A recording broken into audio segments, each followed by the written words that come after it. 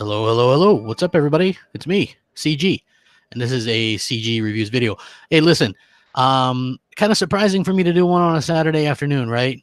But anyway, I do think that it's one of those things that I kind of wanted to talk about this article that went up on Kotaku, which I'm not a big Kotaku fan, but they did an article about, and they interviewed Phil Spencer about how piss poor the first party Xbox stuff is, right? And as you guys sort of shuffle in, please like, share, subscribe if you haven't already.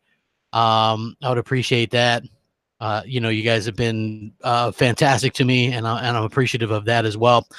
With that being said, I am, I'm going to the movies in a little bit today. At the same time, what I wanted to do was kind of touch base with you guys and talk about this and kill a little bit of time. I was just going to do a little like 4 or 5 minute video, but since I have an hour or so to kill, I figured, hey, why not talk about some of this stuff and get some interaction with you guys going as well. Like I said, share it out. Sometimes YouTube doesn't like to do that. Sometimes they do. But, hey, if you guys wouldn't mind, I would appreciate it. Look, Phil finally coming clean, admitting, hey, we've had lackluster games this generation. I like that. I think that it's smart. I think that it's something that was long overdue as well. So, I think that that's something that really has kind of grown a long way this generation. Phil has said so many things this generation, that, it's hard to sort of put into kind of words what's real from what's fake, because he said a lot of different things, right? There was a particular time where he said he wants Xbox One gamers to feel like first-class citizens. There was times where he said he wanted, he wanted to win it. He was in it to win it, right? We all remember that, right? And now he obviously was talking about the different struggles with game quality and how bad some of the Xbox exclusives were, right? So again, even though I'm not a huge Kotaku fan, I did link this article and I did really enjoy this particular interview for the main reason being that the Kotaku interviewer, you know how a lot of people, when they interview Phil or anybody really of prominence in gaming or just life or whatever, most people will not actually go out there and call him out, right? And this guy actually went out there and said what I think a lot of us, it's one of those things that a lot of us kind of take for granted or whatever. But I actually think that this was cool that he went out there and called Phil out and said, hey, your games have been pretty bad this generation.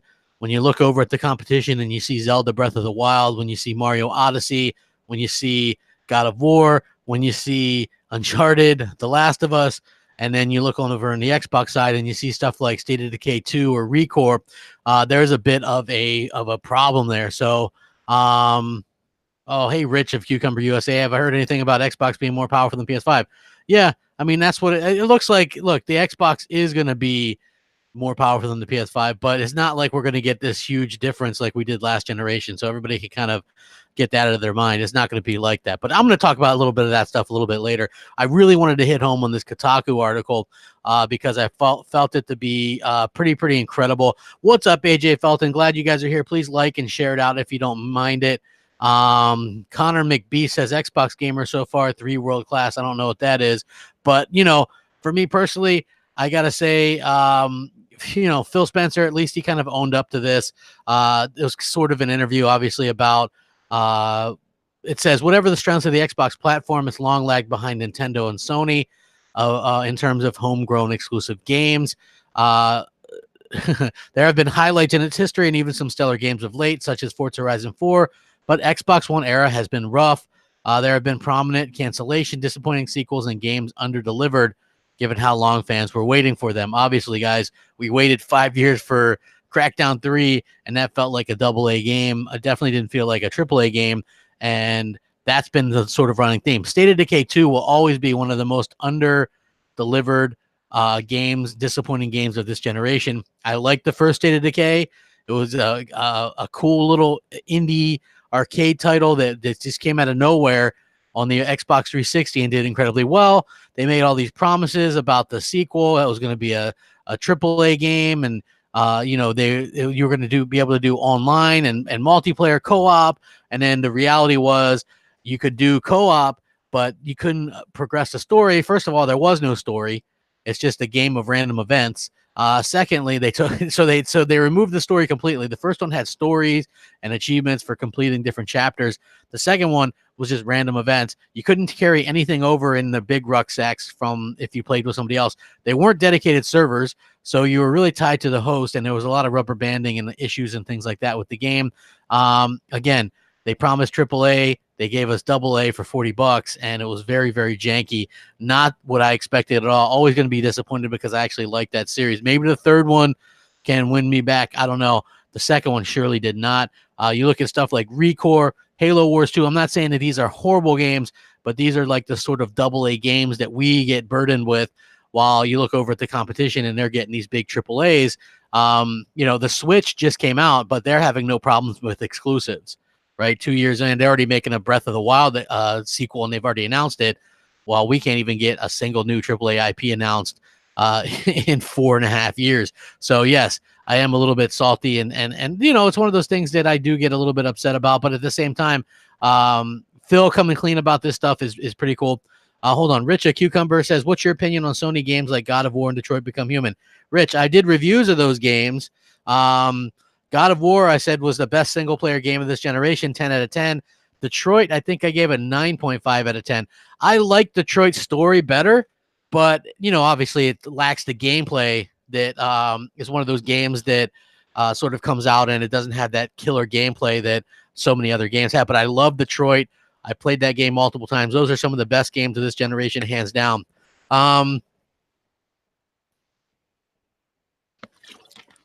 Sonic says, Crap will get more subscribers if he covers Nintendo as well. The problem, Sonic, is this. I'm not sure what Nintendo's rule is about putting their content up on your channel, right? It used to be they'd be pretty harsh about it. So I try to follow the rules as much as possible. So I don't want to get in any kind of issues with Nintendo. I like the Switch. I have a lot of Switch games. For me, it's just one of those things where I don't have I'm not sure how it is. I liked Until Dawn too, guys, so that's good as well. AA batteries for Xbox controllers for AA games. You're not wrong. You're definitely not wrong. Let me see. Hit after hit after hit. Look, I like Xbox. I want Xbox to do better. That's all. That's one of those things, and I'm happy that I'm going to be able to do a little bit of this video. I don't do a ton of live videos like this, but I did have time and I did have a video ready to go, and I was like, I got a little while, I might as well cover about it. So anyway, he's talking about the game, obviously the game struggles and things like that. So in recent years, if you look at Nintendo and Sony, they have Game of the Year contenders like Legend of Zelda, Breath of the Wild, Mario Odyssey, Horizon Zero Dawn, God of War, and Microsoft has slowed its development cycle for Halo and Forza and Gears, right? So those aren't coming as quickly as we had them before, but they aren't having anything else in the place of them, right? And so they have, these other like AA type games like State of Decay 2. Sea of Thieves is a weird one because I like Sea of Thieves just because it's fun to play with friends when you go out and just have a good time with that, and I find that to be, very polarizing game, because I can understand why people hate it, absolutely hate that game. I like it, but is it a AAA? I count it as a AAA, but, I can understand why people don't, and I completely respect that opinion about it, right? It's definitely not on the level of those other games, which, again, those other games are single player, and Microsoft's tend to be more multiplayer and more of a lesser quality. So when this guy was interviewing Phil on Kotaku, which again I linked it, this is what he has to say. He says, "This is the first year without a new Forza that I can recall. Why?" Phil Spencer answers, "One of the nice things I loved about E3, at least they would be more in my head than they would be in public, with the things that we didn't show. I think about the 14 first-party games, 12 are shipping in the next year. We were really able to focus on what's coming now, and I think that's awesome. And then I think about the studios, where it was Initiative, where it was Forza Motorsport Turn 10, where it was Playground's second team." So he's kind of hyping up what we're going to get from Playground Games, which is the new Fable game. Forza Motorsport 8 will likely be a launch title for the Xbox Scarlett. Obviously, you'll be able to play it on the X and that kind of stuff too. And the Initiative, that's the bigger question mark. We don't know what they're making. It could be something AAA. it could be smaller stuff, because if you look what they're saying, they're like, hey, we've got a lot of talent. We're working on multiple things. We're a smaller team, though, and we pivot and can do smaller things. I'm hoping they're delivering something AAA what level, but it could be just AA for Game Pass. Who knows? That's one of the things that we have to question right now. Until Microsoft comes out and proves that they can make some AAA games on their own, right? Then why should we believe that they will? That's always been my kind of point about it. But anyway, Phil said that's nice, and it hasn't always been the case with their first party, where they've had the ability to not show everything all the time. In the case of Forza, he wants the team just like he did with Halo, and he gave them time. Because if you guys look at Forza Motorsport 7, good game, right? They really did a good game. They did a pretty good job at showing that off. The problem is, if you look at Forza Motorsport, let me think, Forza Motorsport 3 and 4 were leagues ahead of 5, 6, and 7, right? In my opinion, anyway. So if you look at what Microsoft was doing, and if you look at what Forza was doing, Forza 3 was when I really got into Forza Motorsport. I think I got the Game of the Year collection edition, and it had like extra maps and things like that. It was just amazing. I just played it and played it and played it. Forza Motorsport 4 came out. I played it and played it. Forza Motorsport 5 was a launch game on the Xbox One. Looks great, but really lacked content. So I gave them a pass, right? Forza 6 comes out. They've added wet racing. It's not dynamic, whatever. Forza 7 did add the dynamic weather, which I think is cool. But at the same time, they added the boxes, and I don't know, it just seems like an incomplete game. It didn't launch right. It didn't have a lot of the features that were there at the earlier Forza Motorsport games. So you sort of look at this game and you go, it's okay. But at the same time, you just kind of can't help but wish for something a little bit more from that franchise.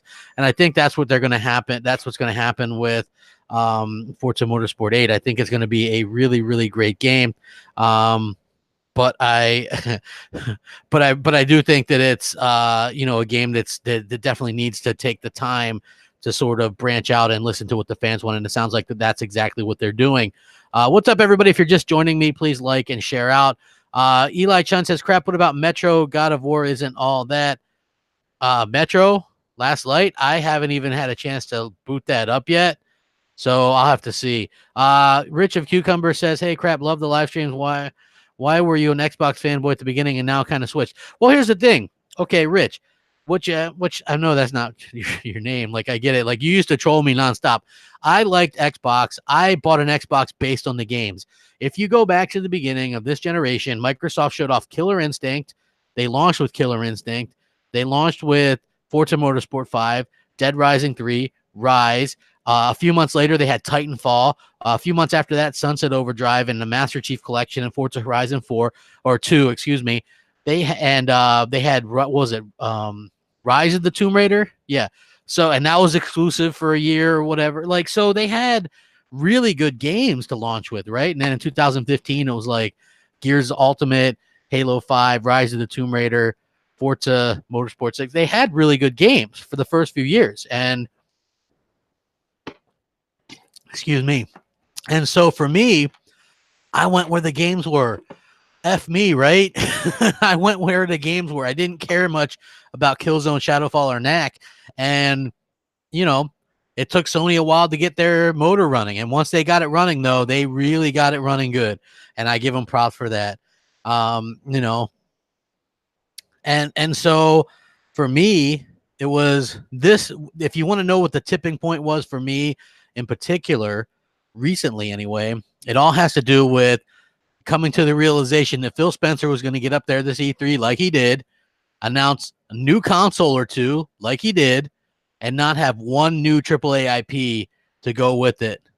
And that really kind of ticked me off and set me off over the edge. Again, I think Microsoft is going to do fine. And I think, 3-4 years from now, we're going to have a lot of games and some new IP.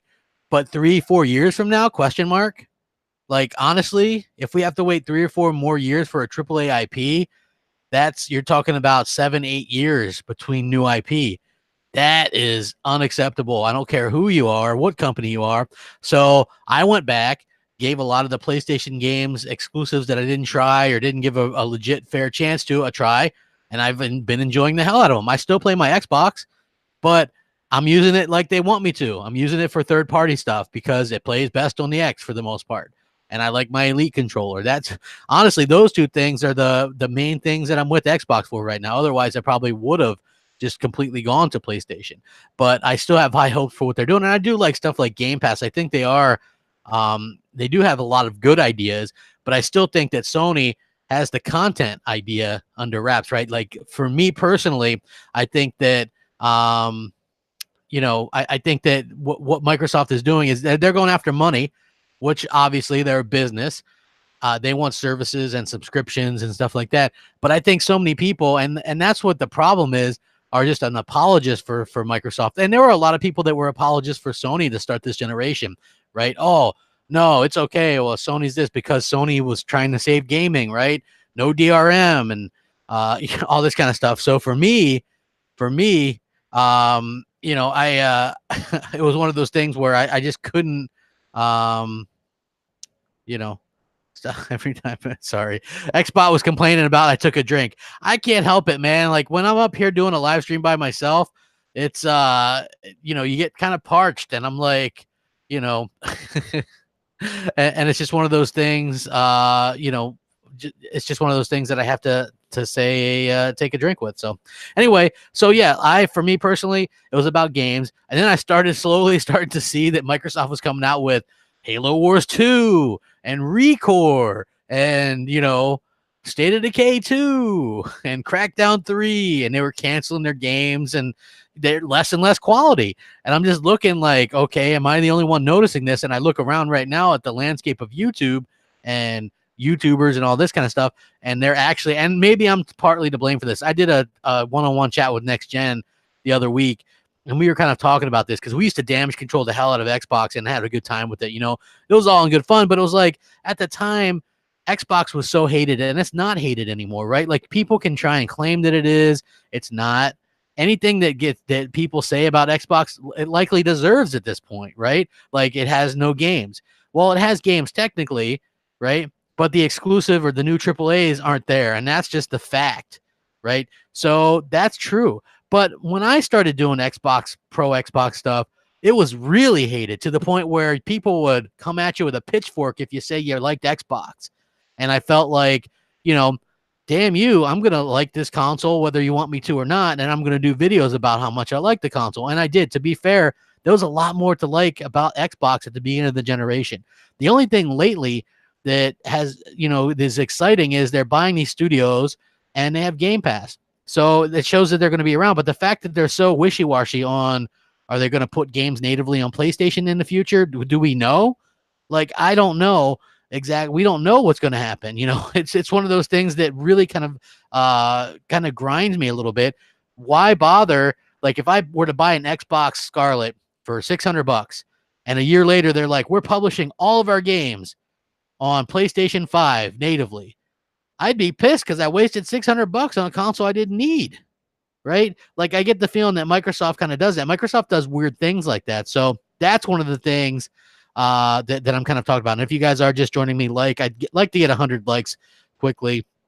If I could, and share it out, I would appreciate that as well. You guys are always pretty cool with these impromptu streams. I never really know what to expect when I do these. For the simple fact that, I do them without any kind of notice for the most part. I give people like 15, 20 minutes, and then I kind of, go to the bathroom, grab something to drink, and then I come back, and, people, either like them or they don't. But for me personally, here I am, and I'm doing another video. So it's one of those things that I like doing, and I'll continue to kind of have fun with them. And I want Xbox to be great.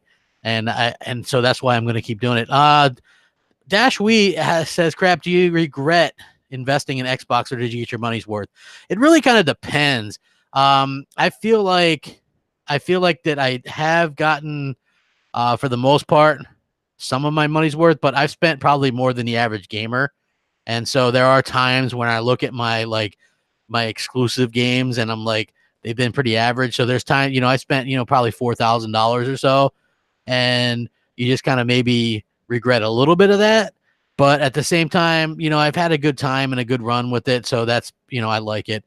Talus says, I love my PS4, but decided to try and play more on the Xbox, and I'm enjoying it. The community still isn't as friendly as the PlayStation community. I think it depends, right? Like, I used to think the PlayStation community sucked, right? They hated me. They used to make fun of me. They used to, Photoshop my face on other things, not nice things. But, since I've come around and kind of, apologies all around, and you decided to give PlayStation a fair chance, a lot of these people have come out and they've really kind of supported me, and, we're cool now. And that's cool. I really do think that that's something that can be said. So Xbox people, a lot of them have turned on me too. You know what I mean?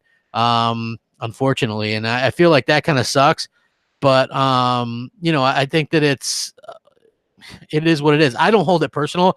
If next year, if the Scarlett's great and they have tons of new launch games and new AAA IP, and I'm on board with it and I'm excited, and Xbox dudes want to come back and go, crap, sorry, man, we understand now where you're coming from. We unsubbed, or we stopped watching you and we started watching someone else because they were just feeding us a line of BS and it sounded good at the time. Yeah, they're more than welcome to come back and watch, and I'm friendly with them. I have no bad words to say about them. So, T Gameplay says games are getting bigger and more expensive. I think Phil is staying away with that with Game Pass. Could be right. Charles Roberts, what's up? Heath Stevens says Game Pass has made junk box games AA, and Play Anywhere has devalued their own console. You're not wrong. Ant the Ruler says I miss Snap and how the hell they gave us something, then take it away. I don't know. Next Doc says, crap, did you see Z's new video? Since Phil has taken over in 2009, the games have gone down the drain, and they've been 90% G-rated. Well, I'm not surprised. If you guys didn't check my video from yesterday or last night, Phil Spencer basically issued a warning to all Xbox Live users, right? He says they're not a free speech platform. What he means by that is, careful what you say. The problem is, right, you're trying to be so inclusive with everybody and everything. How do you stop somebody from getting their team whose butt you just kicked in an online game from reporting you or getting in trouble? And then if you have digital games, you lose all your digital games if you get banned because some people got butthurt that you beat them or you're better than them. That's always my problem. That's a big problem going forward, is trying to be so inclusive that you literally are cutting out the people that made Xbox Live what it is, which is trash talking all in good fun. I know there's the bad side of it, right? I've seen that, man. But at the same time, I trash talk my own friends when I play. You can ask like Foxy next time we do Xbox Nation. Iceman was a perfect example, and Mooch was a part of this. We used to do scrimmages where we play against each other, and I trash talk the hell out of my own team, and I'm going to go and crap down their throat. And, it's like that's part of the fun for me, and they're taking it away. They're making it less and less. So you have to have friends and you have to be in a party chat. Otherwise you can't say anything. So I find that to be a little bit of a problem. Coco Puff says, don't be loyal to one console, be loyal to good games. School the fanboy crap. Let's grow up. Listen, that's a smart take. I think that I probably waited a little bit too long with this. And you know what the funny part is? I'm an Xbox guy, quote unquote, but at the same time, I totally get why people, love PlayStation or whatever. And I think PlayStation is great. And I think that Nintendo's great and Xbox can be great. But for me, I just think that the fact that it comes down to the games has finally kind of dawned on me and clicked in my head. And it's something that I, as a fan, I'm starting to realize. And when you look at the quality, it's not there for Xbox, and it should be, because Microsoft is a company that can afford quality. And I feel like they have done a bad job at getting quality out there to the fans. And hopefully that's something that they can fix in the future. And we can see them continue to kind of evaluate and continue to invest in, because so far, like I've said multiple times, even though people, and no offense to those people, right, because I'm good friends with some and do podcasts with some that are like, well, we've got to wait and let's see what they do. For me, I look and say, until they prove they can make a AAA game and invest money, time, and marketing into it, I don't believe they'll make one unless it's Gears, Forza, or Halo, and maybe Fable, because obviously that's got to be AAA. And Microsoft got in what happened with Fable, from what I understand, and from what Eurogamer says, and some of these sites that have some privy information about what's going on behind the scenes. Microsoft did not believe in single player games until Horizon Zero Dawn came out for PlayStation, right? You have a PlayStation game that ended up being game of the year, selling 10 million copies, brand new, single player only. Phil Spencer saw that and was like, hey, maybe we can bring back Fable. Playground Games was working on an RPG. Boom. That's how you got that, right? So we understand that that's sort of how these things work. And with that being said, that's why we get Fable, right? So if it wasn't for that game doing so well on PlayStation, Phil doesn't go ahead and green like that. We get games like Bleeding Edge, which Bleeding Edge could be fine, but I miss that single player element. We're starting to see stuff like The Division. Those games are dying down. Anthem dying down. Destiny dying down. These online only games that appeal, they're new and they're flash in the pan, but people are starting to grow weary of them already on consoles. These were more of a PC thing as far as I can tell. So Rich of Cucumber says, what's your opinion with Xbox putting all its games on PC, mobile, others? It devalues it. Yes, it does. How can you not think that?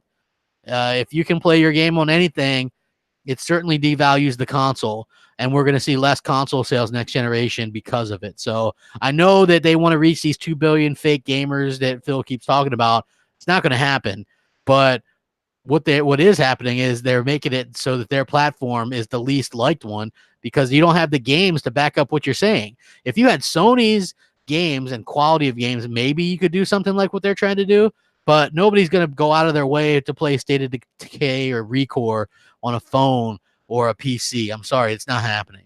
It's not going to happen.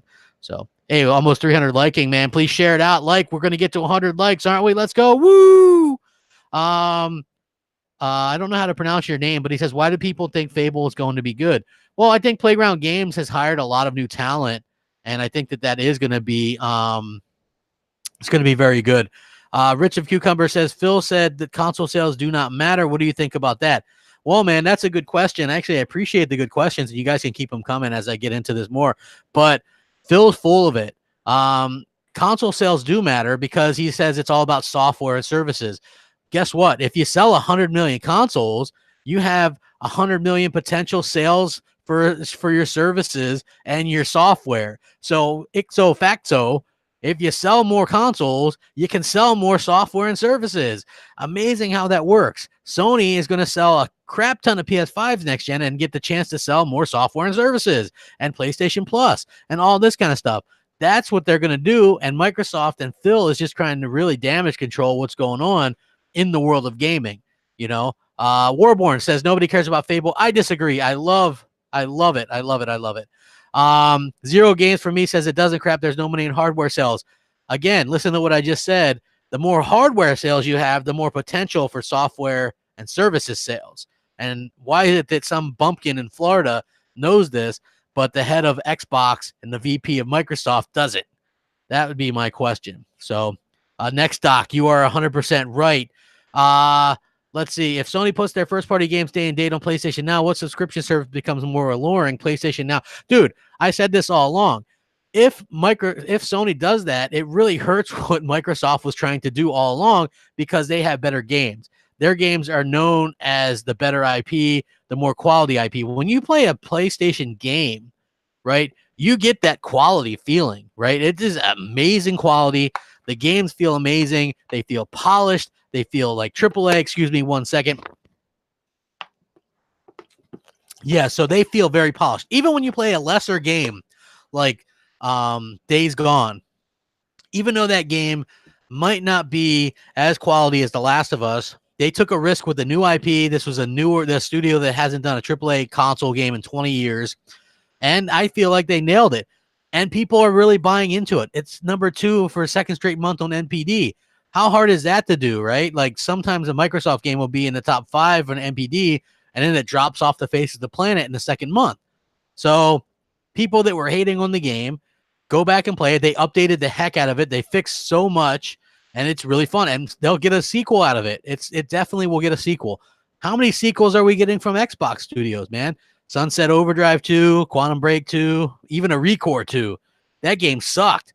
But we didn't get any sequels. They don't really cultivate their IPs. That's a bit of a shame. So that's a real shame for me. Fanboy Stream, by the way, I don't know if you're talking to me, but I don't really consider myself a fanboy, at least not anymore. Cross Saber says, "Hi, Crap. Just wanted to ask you about the next gen consoles. Will Anaconda get some sort of VR support? Will PS5 get 4K Blu-ray?" I don't think Microsoft likes VR on console, and I think PS5 might get 4K Blu-ray for the simple fact that I think they hold more or something like that. So we'll have to see. Do you think Microsoft will win against PS5 next gen if they did the best they can? No.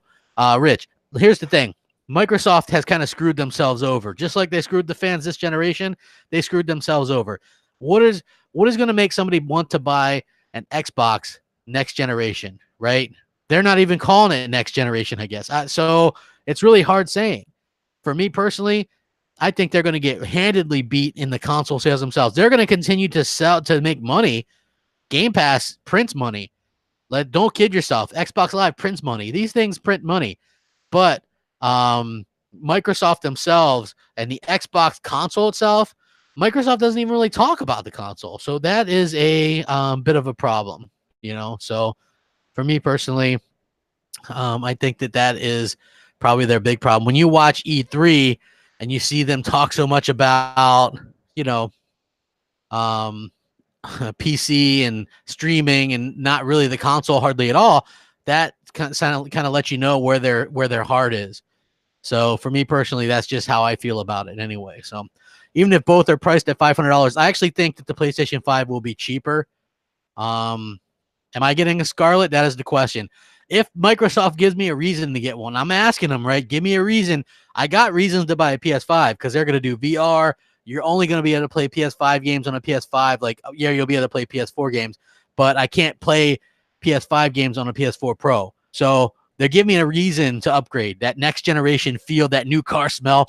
Smells good. Smells like next gen, right? When it comes to Xbox, if I can play Halo Infinite at 4K 60 on my X, then maybe there's not as much of reason. If they're only going to give me another Forza and another Halo at launch, literally no freaking point at buying a Scarlett day one. I'm telling you that right now, because you're going to be able to play them on the X just fine, and they're going to look fine and perform just fine. Give me something new. Give me something interesting. Give me something innovative. That's all I'm asking for. Please hit the like button, guys. I know I say that a lot, but it helps out with the videos and things like that, and the channel. So if Halo was on PS5, the war is over. Same if Gears. Well, listen, they put those things on PC, and you can play them on a tablet or whatever else you want to play on. So, yeah. Next doc says, Xbox is no longer the brand I love from 2001 to 2014. It's crazy where Phil has taken in the last 5 years. Fanboys must wake up. Where will Xbox be in another 5 years?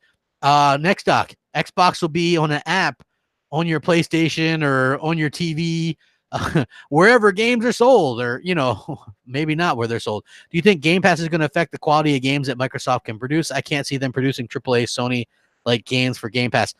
Rich, here's my honest opinion on that, right? So pay attention, guys. Halo, Gears, Forza, probably Fable, big AAA games, they're going to release those every year, right? So you'll go back and you'll get you know, a Motorsport a year, 1 year, and then you'll get maybe a Horizon in 2 years, right? So those are the only games, in my opinion, AAA wise, that we're going to see exclusively. A lot of these other studios that I'm looking at, maybe Ninja Theory could get a AAA game out. It isn't Bleeding Edge, that's for sure. But for what Microsoft likes to do and for everything that they've done, for me personally, I think that Game Pass, they want to get 4 games out a year from their studios. How do you do that, right? Without getting AAA, without getting AA games out for the most part. To me, it seems like they're going to be counting a lot on indies and AA. Dying Light 2, I think Dying Light 2 looks great. So, yeah, I think it looks really good. I'm looking forward to playing it. I'm hoping I can play it with Mooch, and maybe we can stream it. Sonic says, why do likes in video matter? Well, it depends. Like, you can, you know, it helps get word, like, for whatever reason, with YouTube, not everybody who subscribes to you will get a notification, you know, or so a lot of people assume, well, I have 60,000 subs. 60,000 people must get notified when I do a video or go live. That's not the case at all. It's an extremely small number. There's different things that happen, depending on who you are, with who you can reach, and likes, I believe, are part of the equation to getting people, you know, to know when your videos will go live. I get messages all the time where people go, "Oh, I didn't know you did a video," or "I didn't know you were live." Like, this happens all the time for me, and it kind of sucks. So yeah, that's the truth of the matter. That's why they kind of matter, and that's why a lot of people tell you to, hit the like button. So, I appreciate it. You know what? Look, I do content, obviously, and I guess it just makes you feel kind of better that people are enjoying it. Like, there used to be a time where I kind of enjoyed the dislikes too, but for the most part, if you got people liking your content, hey, that's cool. It makes you feel good about it. I like doing the live streams because I can actually interact a lot more with you guys, and I feel like that's super important as well. So I love the interaction. I love being able to kind of talk shop with you guys and talk video games. I feel like I'm pretty knowledgeable about it and can answer a lot of questions and just give my opinion. And I also feel like I can come across a lot more genuine when I talk about how I feel about games and stuff with you guys live, because anybody can script something and do a video and be like, hey, it's me, so and so. This is how I feel about this or that. For me, I like doing the live stuff. I can keep it real. I can keep it genuine, and people, I think, can feel that that part of it. They can feel like, hey, he's being real. He's keeping it real here. He's doing a good job with it. So that's why I continue to do this stuff, and I will for the foreseeable future. I really, really enjoy it. So. Do I think Xbox will remove exclusives from PC if Scarlett sold astronomical numbers like PS4? I think they can't go back on that without welcoming back a ton of hate from the media and from gamers. Like, you got all that goodwill right now, despite what a lot of YouTubers will tell you. Everybody hates Xbox. No, nobody hates Xbox.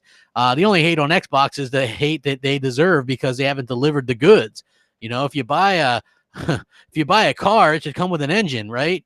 That's my opinion anyway. So, yeah, I love doing these, right? Like the podcast, I can more be myself, and I don't have to worry about cutting off to do a 4 or 5 minute video and then having problems uploading because of the size of the video. So, let's see. Was there a problem with Red Dead Redemption 2? I liked Red Dead Redemption 2. It was one of my favorite games. But I guess people didn't like the online. People thought that game was going to try to do, that game was going to try to be the next Grand Theft Auto Online. And I knew that would never be the case. I knew that would never be the case because that's very niche. Like, people don't want to be cowboys all the time on that kind of atmosphere.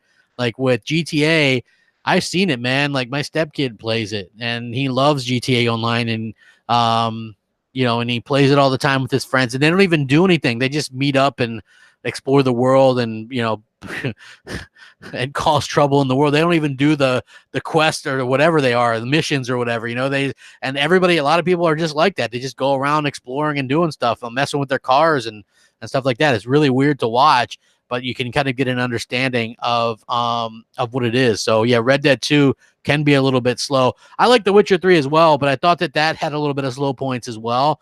And I'm just not, that atmosphere just doesn't do it as much as for me. Radical Hypothesis Gamer says, I feel like Mikey Barrow is a much edgier Phil Spencer, which is what the Xbox brand needs now more than ever. Well, here's the thing, Radical.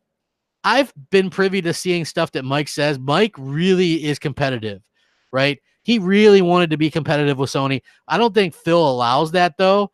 And so that's always been a bit of a problem. So there's like, restraints on some of these guys. Like, remember Aaron Greenberg last gen? Xbox 360 wins NPD for the 100 millionth E3 in a row. Halo 4 outsells every PlayStation exclusive for the entire year alone. And then you had Major Nelson at the beginning of last generation go, here's why you should get an Xbox 360 and a Wii instead of a PS3, right? Like, it was like competition, but they were in it to win it. And, so you can kind of respect that. Now with this pissy, wishy-washy stuff, you almost feel like, that like they're just kind of not really great about it. Failed Pyromancer says, hey, Crap, what did you think of Alexa Bliss shoot at Bailey? Also ever thought of doing a wrestling news podcast? I am the only, I know a few people that like wrestling. Alexa Bliss is my favorite wrestler. Obviously, people go, oh, well, she's pretty, so that's why. I mean, there's that, but she's the best female on the mic. So I think she cuts the best promos and she has the best upside. Like her segments and stuff I think are really cool.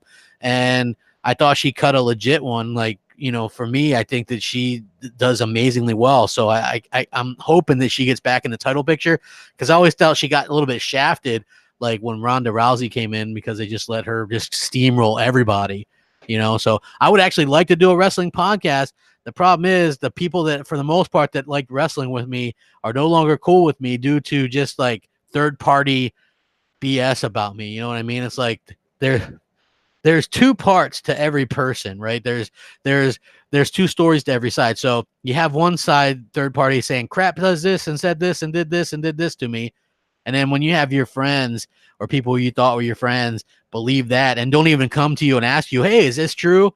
And so they're not your friends anymore, or they unfriend you or block you or whatever. That's a little bit unfortunate. I know I'm not going to get into it, but most of the people that I was wrestling fans with that were friends of mine are no longer that way because of that kind of stuff. So that's unfortunate, but I still watch wrestling all the time and I love wrestling. And, I look forward to, the wrestling. I'm looking forward to like the AEW stuff and things like that.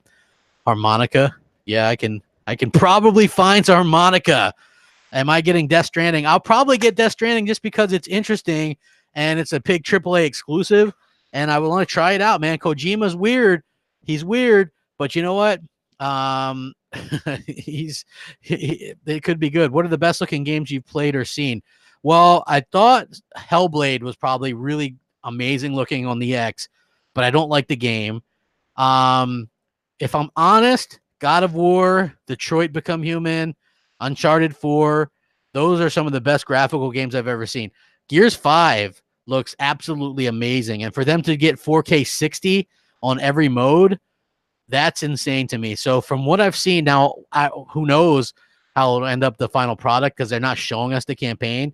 But that game has the chance to be one of the best looking games ever. So, I'm excited by it. Let me see. Death Stranding does look interesting, so I'm going to get it. What do you think about Xbox guys act like exclusives don't matter? PS4 is killing it with the first party. And also a lot of people think some of the multiplats are Sony exclusive because of marketing. Look, all digital 84. Here's the thing. There's probably a good chunk of money in telling people and pandering to people saying that exclusives don't matter. I'll just kind of leave it at that. But then the people that are telling you exclusives don't matter are going and playing the PS4 exclusives anyway, right? They're saying Xbox exclusives don't matter and then going and playing at PS4 exclusives. Now, can you figure out to me what's wrong with that scenario? So yeah, that's all I'm going to say. That's all I'm going to say. What's up, Mega Cloud? Giving you a shout out. Crapgamer. Unless he next doc says, dude, people shitting on Goldberg, but I thought he looked good. Taker looks stiff out there, out of shape. You can't jackhammer someone who can't help you remain vertical. Here's the thing. I actually thought that match was going okay. Goldberg knocked himself out. Thanks, Phil Pyromancer. I really do appreciate that, man. Every bit helps. Goldberg knocked himself out because the problem is when you get tombstoned as well, you're supposed to hold yourself up. And when you jack so he's basically, and he collapsed after the match. So I felt like if he hadn't knocked himself out, that would have been a much better match, in my opinion. So yeah, The Last of Us 2 is going to be amazing. It's obviously going to be amazing. It's a good thing for Microsoft putting their games on every platform money-wise, but for Xbox fans, no need for exclusives. Yeah, we don't really get those exclusives anymore. We don't live that exclusive life, unfortunately. I kind of wish we did.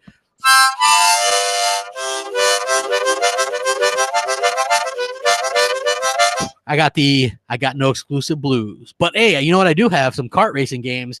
Yobi hooked me up with Nitro Kart, which I'm going to play tonight, I hope.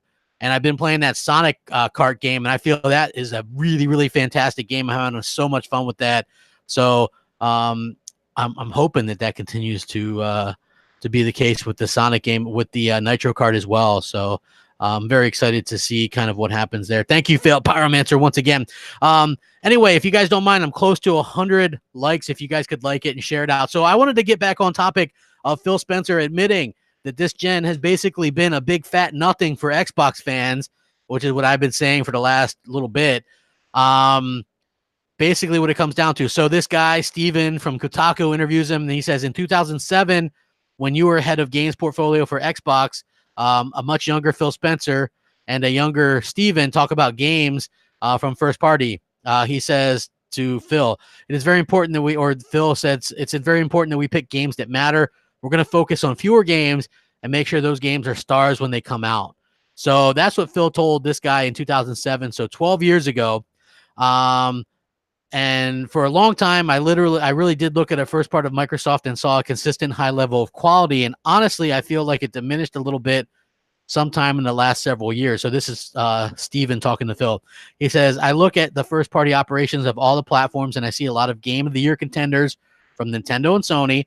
And I would say bluntly, looking at recent years from you guys, Forza Horizon stands out, but not so much Crackdown, not so much Halo 5, which I think many people thought the campaign was weaker than others.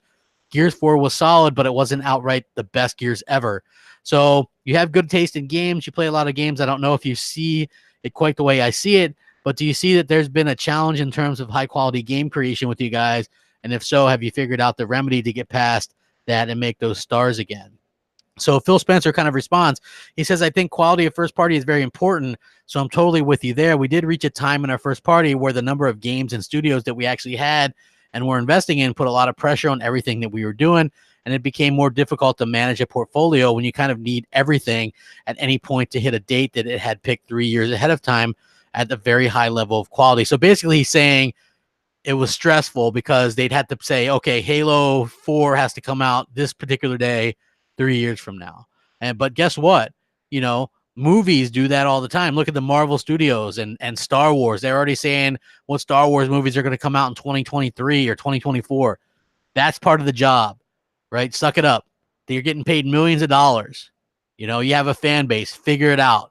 So for me, that doesn't really hold water, but at least you can understand. At least he's like saying, hey, we messed up. We dropped the ball. And I can respect him from that perspective anyway.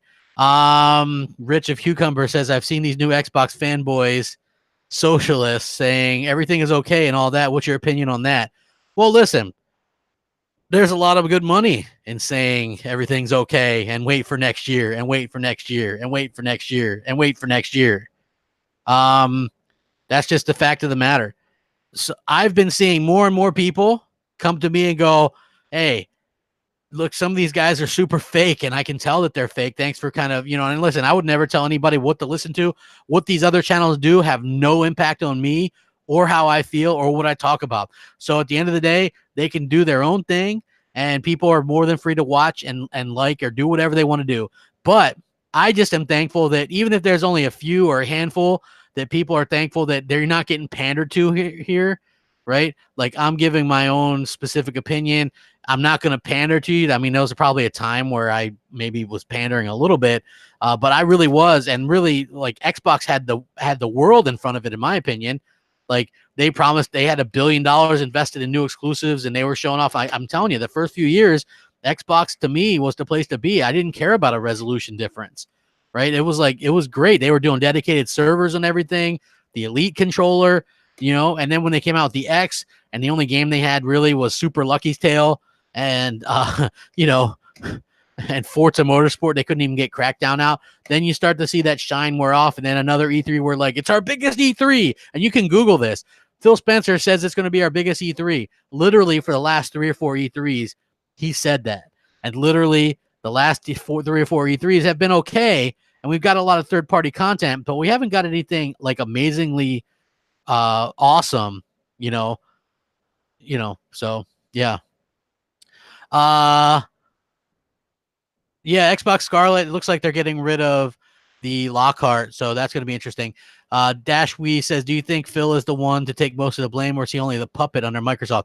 I think Phil saved Xbox, but it's not the Xbox that we're used to. So I do think that's probably a bit of a problem. So, hey, Pumpkin Queen, like Mike, listen, I had Mike on the show a couple of times. He stopped by as well. I'm not like, when I look at some of these guys, Phil and Mike, I respect them, but I don't kiss their butts. You know what I mean? Like I told Phil, Mike was in the chat, the legit Mike. You can check his YouTube and see that it was really him. And I told him I wasn't a fan of the crossplay stuff because it seems like there's going to be an unfair advantage there. And it's going to really kind of hurt the, it might hurt the number of people that we actually get in for the Xbox, right? So if if you can play an Xbox game and stream it, I think you're going to have a worse connection against somebody that's playing natively on a console. And I don't want to have that advantage. I know, like, it'll get old really fast. Like, if you are going to play online, one of the cool things about online is you have a very interesting experience with different skill levels and stuff like that. I don't want to beat somebody and go, oh, well, I could tell they were using touchscreen controls and that's how I beat them.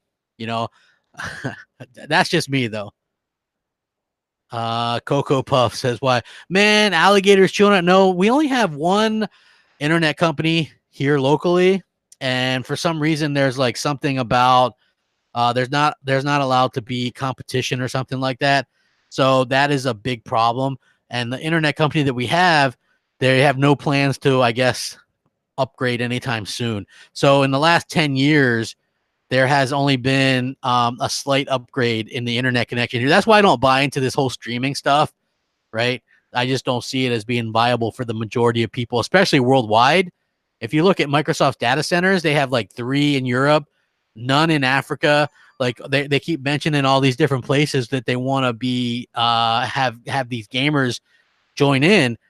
But it's how can they, Talus says, Crapgamer, my biggest pet peeve is people saying 4K 60 would make people forget if a game had a bad story or gameplay. Well, have you guys noticed games don't matter anymore? It's all about T-flops and 4Ks. And here's the new buzzword that I'm already sick of, ray tracing, right? So next time you get, like, you hear people getting slick willy on you, ray tracing, okay, it makes games look better. The average person doesn't give a damn about ray tracing. Honestly, ray tracing, that's what we're arguing of. We've gotten to the point in these console wars that we're talking about ray tracing. Ray tracing, okay? So, yeah, Eye of the Tiger, you change your passion for glory. That's what I think of a lot of times when I think of YouTube, right? Like a lot of people, when you're hungry and you start out on YouTube and you've got something good to say, and then you change that passion for glory. You want to be, seen as the front man and the man, the Xbox voice or the PlayStation voice or whatever. And that's basically what happens to people. And you can't, I don't really fault them. It just kind of is what it is. I'm more excited for God of War 2 or Spider-Man 2. God of War 2, because I think God of War was amazing. That new version that they have is great. Rich says, have you ever built a high-end PC, or if you're planning to? Yes. PC, not to game, but it's one of those things. So that I did build sort of recently. So I wanted to build one just to see what because look, I'm not an expert when it comes to tech, but I thought if I could build one, maybe I can sort of get a better idea about what's going into these things and get a better idea about if it does make people more intelligent on that side of things. And what I found was PCs are so snap and click lately. You literally buy the parts and you snap them together like like a bit of a puzzle, right? And it's so easy. Honestly, it's probably one of the easiest things I've ever done. And so, yeah, I think that I can't imagine that building your own PC actually helps you in any way be better at talking about Xbox or PlayStation or anything like that. In fact, I used to do a podcast on Xbox Nation with a particular guy who claims to know so much about PC gaming and all this and that and the other thing. And I'm really good friends with a few developers, like really good friends with legit developers who that's their job, not secondary jobs, not indie developers. And this particular person who was on my podcast used to say stuff about frames per second on a console and how easy it would be to do. And these developer friends of mine would like message me laughing, like, hey, you got to get this guy off your show because he doesn't know what he's talking about. It doesn't work that way, So it just kind of goes to show, you know what I mean? But, at the time you just kind of let stuff slide because, you're cool with them and you're just like, yes, he's trying. He's trying, folks. He's trying to be a smart one there. But again, because anybody can be wrong. But I just think that a lot of times people build a PC and then they think that they, know better than everybody else in the world about things at that particular point. And you don't, because PCs, what I learned anyway, is that they're running so much stuff in the background that realistically a powerful like a 6 T-flop PC isn't going to be necessarily as powerful as a 6 T-flop console, because the console has a lot of other less stuff going on in the background and more optimization for the game to be optimized and put on that console. So there's a big difference there. So that's kind of how I look at things and how I would say things. You know, nobody in particular, Pumpkin Queen, nobody in particular. Hey, like the video, share it out. I do appreciate it. Some more questions. Oh yeah. So anyway, Phil Spencer, he is talking about basically, you know, the games and stuff like that, and where they're going to be going with the future, because, hey, he's basically apologizing for lackluster Xbox One exclusives. And can we blame him, right? If you're an Xbox fan, I don't care who you are, you might damage control and go, well, I really loved Recore, and I would say that's fine, right? You can really like Recore. You could really think Recore is the business. But for me personally, it's hard to sit there and pimp Recore when I played stuff like God of War and Uncharted and, you know, Horizon Zero Dawn. Even though I'm not a huge Horizon Zero Dawn fan, I do think that it's one of those things where that game is quality and they took a chance and they invested a lot of money into this game, and it looks amazing and plays great, even though it was a little bit boring. I hope when they make the sequel that it's, you know, that it's even better. It hits on all kind of, you know, because I thought it was a very interesting premise, and there's definitely something there, and I can see why so many people love that game. For me personally, I found it to be a little bit stiff and boring with the acting, but I think that it has tremendous upside to it, and so I think that's what we're going to see coming very shortly from them. They're probably going to announce it next year, so we'll kind of see how that works out. Why pick Recore Force Narrative? I can pick any game you want. State of Decay 2, Crackdown 3, you know, those games all suck. They're all Xbox games, and they're not very good. I mean, you can have some fun with them for sure, but, you know, name a game that's Xbox that's been that's, you know, they haven't really come out with anything. So that's one of those things. Let's see. Games like Halo Infinite go on the PS5. Will you be completely done with Xbox? Yeah. If they put Halo Infinite and Gear, if they start actually publishing their games on PlayStation, yeah, I think, you know, why would you buy an? Why would you need an Xbox at that point?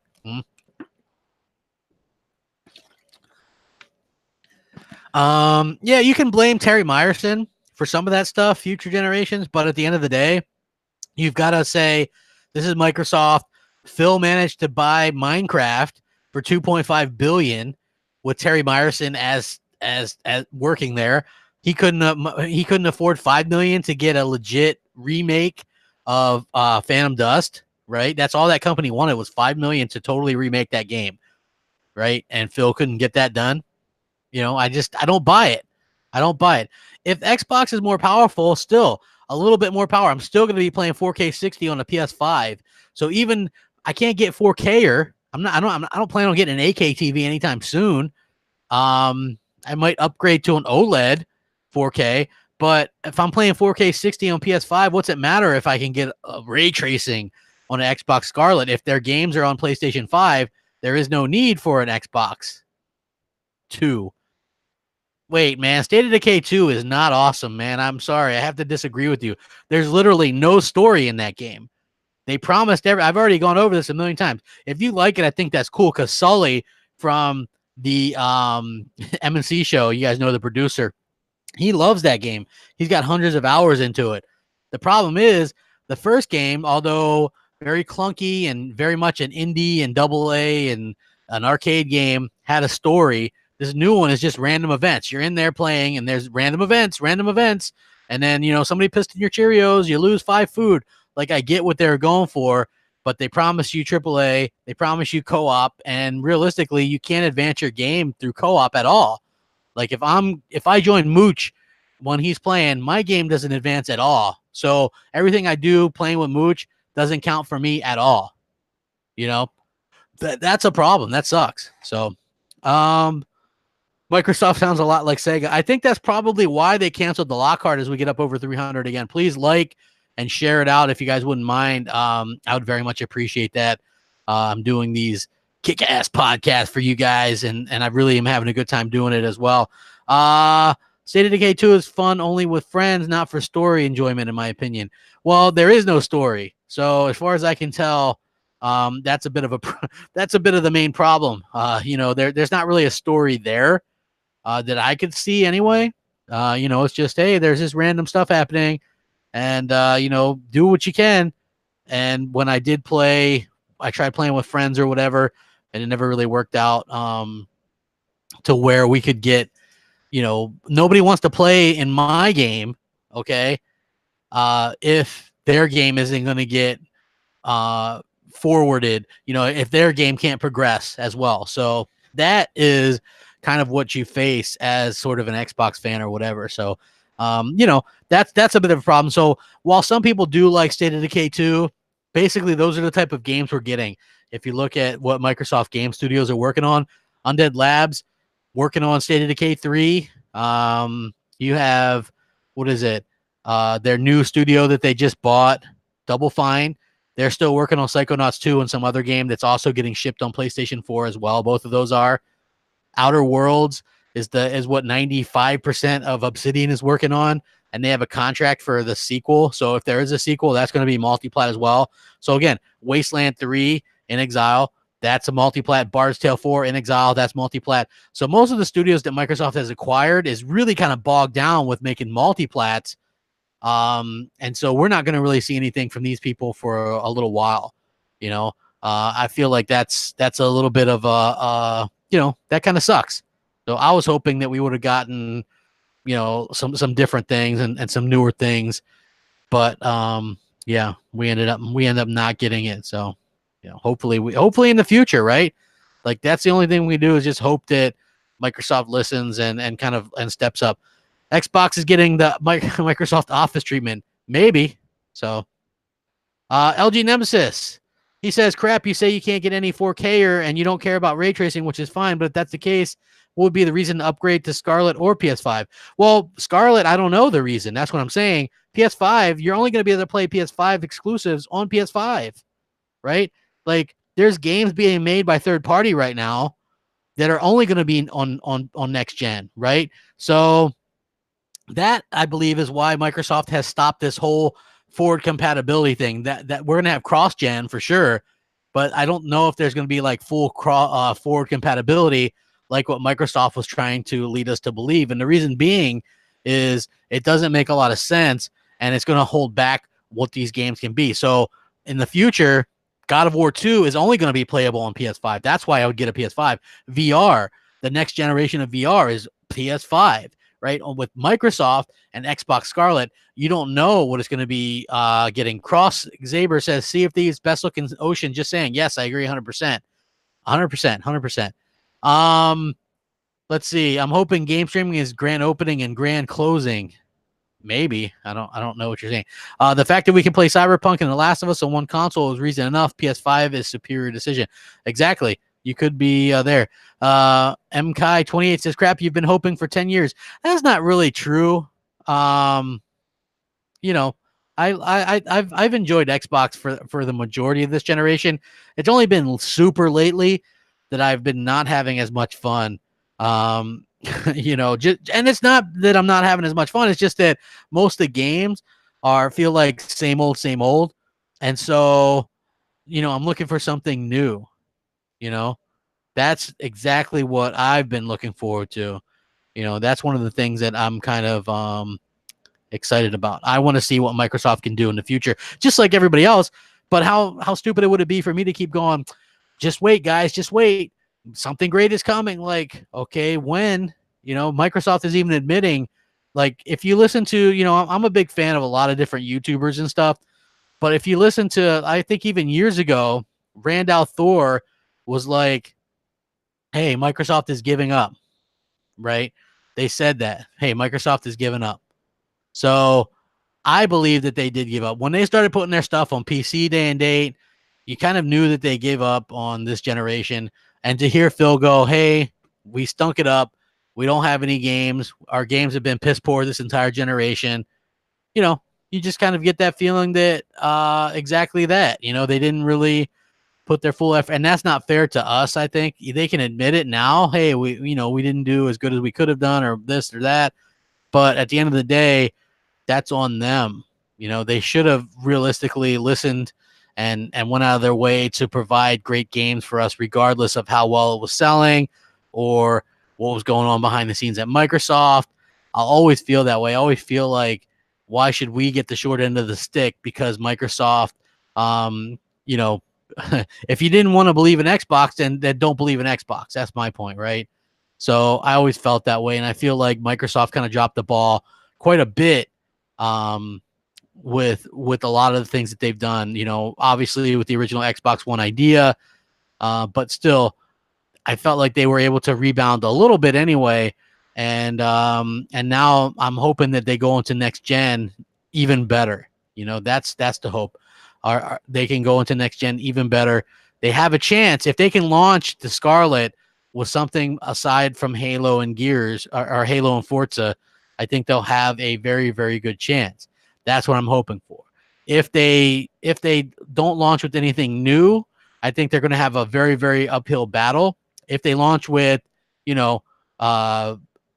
Forza, Halo, 2 new IP as well, and maybe, then I think they have a really good chance because people are going to come around and go, oh, that's a tremendous value because I don't have to pay, $300 for those games. I could just pay $10 and get them, play them all in Game Pass. And I feel like that's a big win for them, but you have to showcase those games and you have to win people over with content because content is king. Let me see.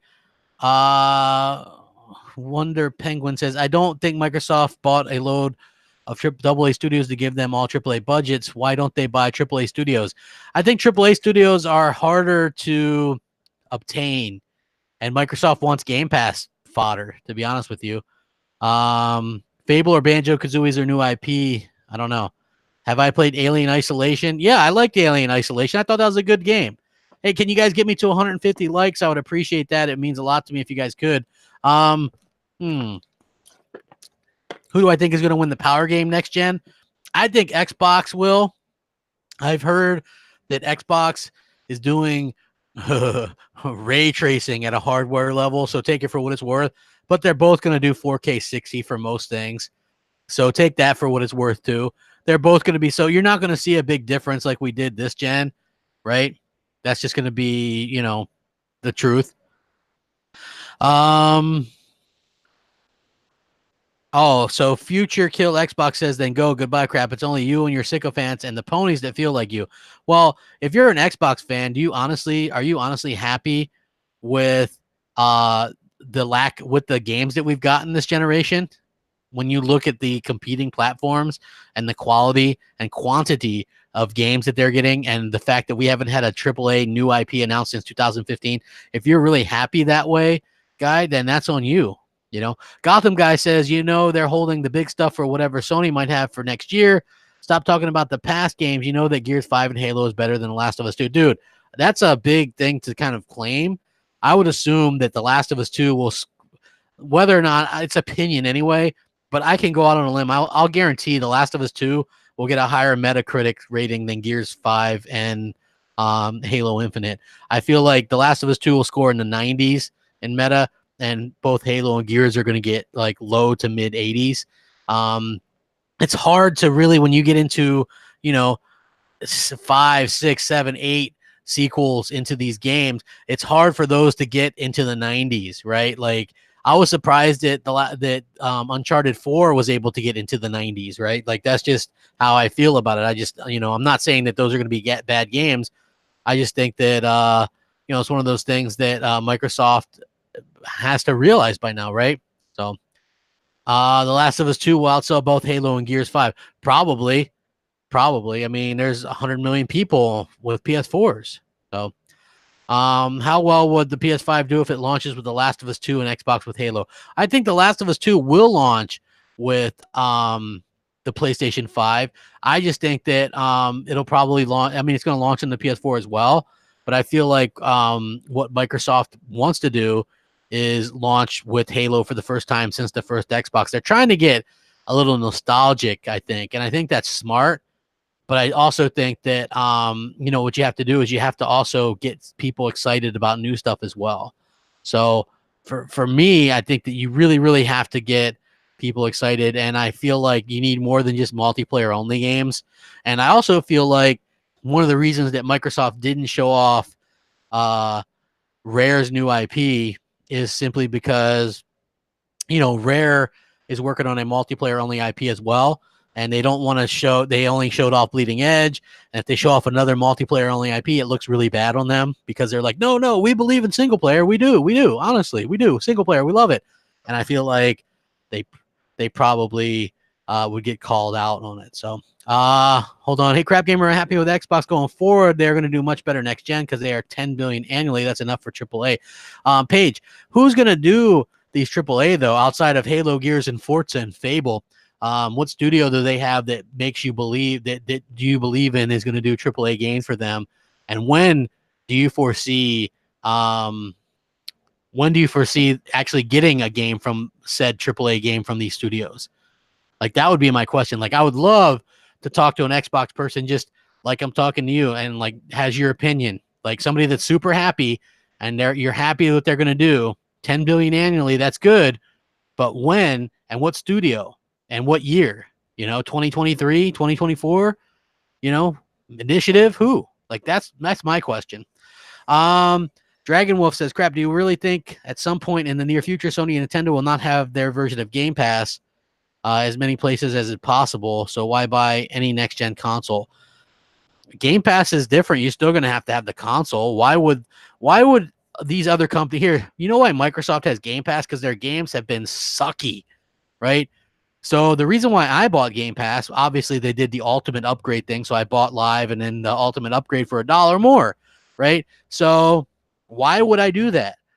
Because that way I don't have to pay 40 and $60 for their mediocre games, right? Sony and Nintendo put out these games that sell 10, 15 million at $60 a pop. Why would they reduce that and make that redundant by putting it in a service like that? It doesn't make sense. They have really great content, really great IP. That's the difference between Microsoft, Sony, and Nintendo. It doesn't make sense. Warborn says the initiative can do AAA games. Look at the guy's history. Okay, Warborn, listen, I was with you, but go read what they're saying on their site. They're a small team making multiple games, right? They're a small team making multiple games. So what that means to me is they're like, we can pivot. We can do this. We're making multiple projects. They do have great talent, but I'm not sold that they're going to actually make AAA games. Quantum Break 2, Berserker, who's going to make it? I did hear a rumor possibly that the initiative might work on that, but we'll see. Scott C says Obsidian. Scott, here's the thing. 95% of Obsidian is working on Outer Worlds, which is a multiplat. They have a contract to make a sequel if that game is big. So that would take them another further 3 years to make a sequel if this game is big. So you're talking about what, 2025, 2026 by the time we get an exclusive from Obsidian? That's a long time, my friend. You guys are far more patient than me. Let's see. Game Pass is on PC. Yeah, it's a little bit different than on the Xbox, but yeah. Actually, look, Game Pass on PC is just Microsoft's way. Excuse me. It's really Microsoft's way to get PC players to pay for Xbox Live, right? Because probably a lot of people who own a PC maybe own an Xbox, for a couple of games or to play with their friends or whatever. And they're like, hey, I could pay $10 for Game Pass on PC, or I could pay $15 and get it on Xbox and PC and have Xbox Live Gold. So realistically, is Microsoft out there trying to sort of do their thing and get paid by the PC crowd for a change, which is interesting. So Insomniac is locked down for Sony. Remedy is working on Control, and Phil only likes G-rated games. Yeah, I'm not sure. I'm not sure exactly what's going on there.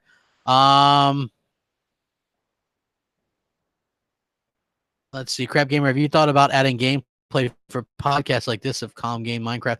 Well, listen, not for podcasts. I don't do like OBS for this stuff personally. I just like, which I might have to start because I guess Hangouts are going away at some point. So I might have to switch to OBS or something, but I don't know. I'll have to see how it goes. So every exclusive goes to Game Pass. Exactly right. Xbox doesn't have any exclusives. So, just one of those things. If Microsoft did more with Insomniac, wasted potential for Xbox. Yeah, I don't get it. Insomniac wanted to do a sequel to Sunset Overdrive, and Microsoft wasn't interested. So yeah, that's a bit of a bummer right there. And hopefully, well, I don't think there's anything they can do about it right now. I feel like Insomniac's busy with they're making Spider-Man 2. So yeah, I feel like that's something that going to be very, very interesting. Also, I want to talk a little bit about this. So I know you guys are excited about next gen. I am as well. But according to the Platinum Games, the head of Platinum Games, he's not incredibly excited about the next gen consoles from stuff that already exists. He says it's good for the consumer in the form of speed and better graphics and less load time. But ultimately, it's more of the same. Nothing that's disruptive or super innovative. He also references a time when consoles were about custom chips that were different from PC, but now that isn't the case. And he brings up the Nintendo Switch, an example which uses an already existing Tegra chip. He says it may be slightly updated, but none of it seems unique to that hardware. The head honcho of Platinum Games is obviously basically saying that there's nothing really unique about next generation. I found that to be kind of an interesting comment because even though I always get excited about next generation hardware and what it means for everybody, I still, in the back of my mind, I always get this kind of feeling like, am I ready for new hardware? It doesn't seem like I've gotten a lot of use out of the Xbox One X yet. So it is one of those things where I kind of look at things and I go, I've enjoyed this generation, but I honestly feel like I could have gotten so much more use out of the Xbox One X, and I hope that it continues to do a lot more than what it already has. Goth Witch Girl says, but how many times are Sony going to resell you the same game over and over and over again? Just saying, why would I buy into that? 4 games in 10 years worth buying. No, I'll stick to Xbox. Listen, I mean, that's your thing, but Microsoft will not buy Remedy. Phil doesn't care for Remedy for whatever reason. Noximus says it's ridiculous. Xbox fans remain so loyal despite all the efforts that Microsoft makes to reiterate that they don't care about the hardcore consumer anymore. This is 100% true, Nox. For me, Goth Witch Girl, Microsoft, they give you the same stuff over and over again, but they're lesser qualities. This generation, we got lesser Halo, lesser Gears. The only thing that we got that was more was the Horizon series, right? We even got lesser Motorsport. I felt like Motorsport took a step back a few times. Horizon series was really good. Horizon 4, though, showed me that it's basically just kind of came off as more of the same. It's just more Forza Horizon and more games as a service than anything else. So I see kind of the shine wearing off on that game a little bit. So I'm happy that that's going to take a couple-year break as well, because I would assume Forza Motorsport will be back next year instead of, next year would have normally been, this year would have been the Motorsport year. Next year would have been Horizon year. I feel like Horizon will be 2021 now. And that's good. Take a little bit of an extended break, and I think that's going to be fine. Yeah, hit the like button. We're closing in on 150 likes. Hey, Crap, do you think Microsoft will try to buy Valve or Steam? I don't think so. Paige says, Crap, does part of you still believe in Xbox after this E3? A new Contra game, Phantasy Star Online 2, Gears 5, all these games, a new Call of Duty. I'm forever grateful and thankful for the games this gen. I still believe that Xbox can do something. They're not going to win. They're not going to win anything. So, unfortunately, listen, Call of Duty, I'm excited about. I'm going to play it on the X, but Gears 5, it looks like it's going to be really good, but they're not showing us anything, right? Like, why are they not showing us stuff from the campaign? Did they change it that much? Like, that would be my question. Phantasy Star Online, I don't really care about. That's not an exclusive anyway. It's like you can play that whatever. So, Future Kill Xbox says, everything I say is past thinking and narrative.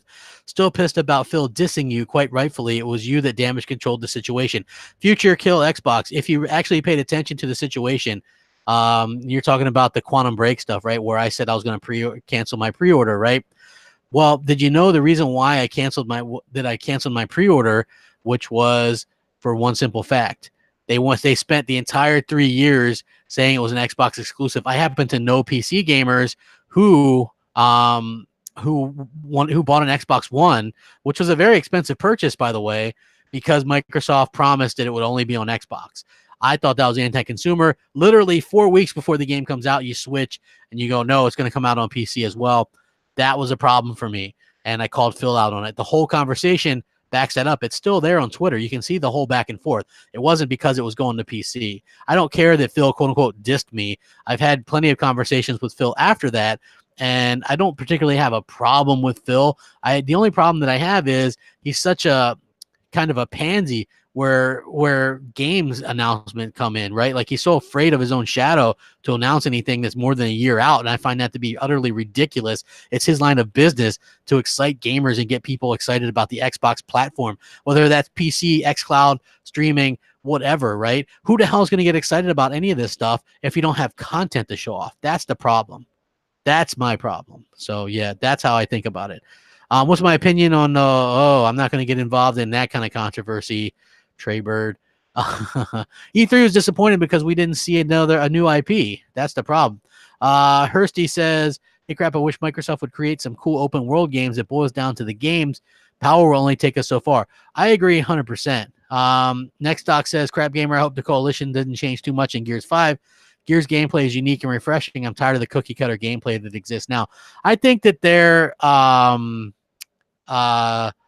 to change some stuff. Obviously, a little bit odd to change the protagonist in the middle of a new trilogy, right? But okay, I'll roll with it.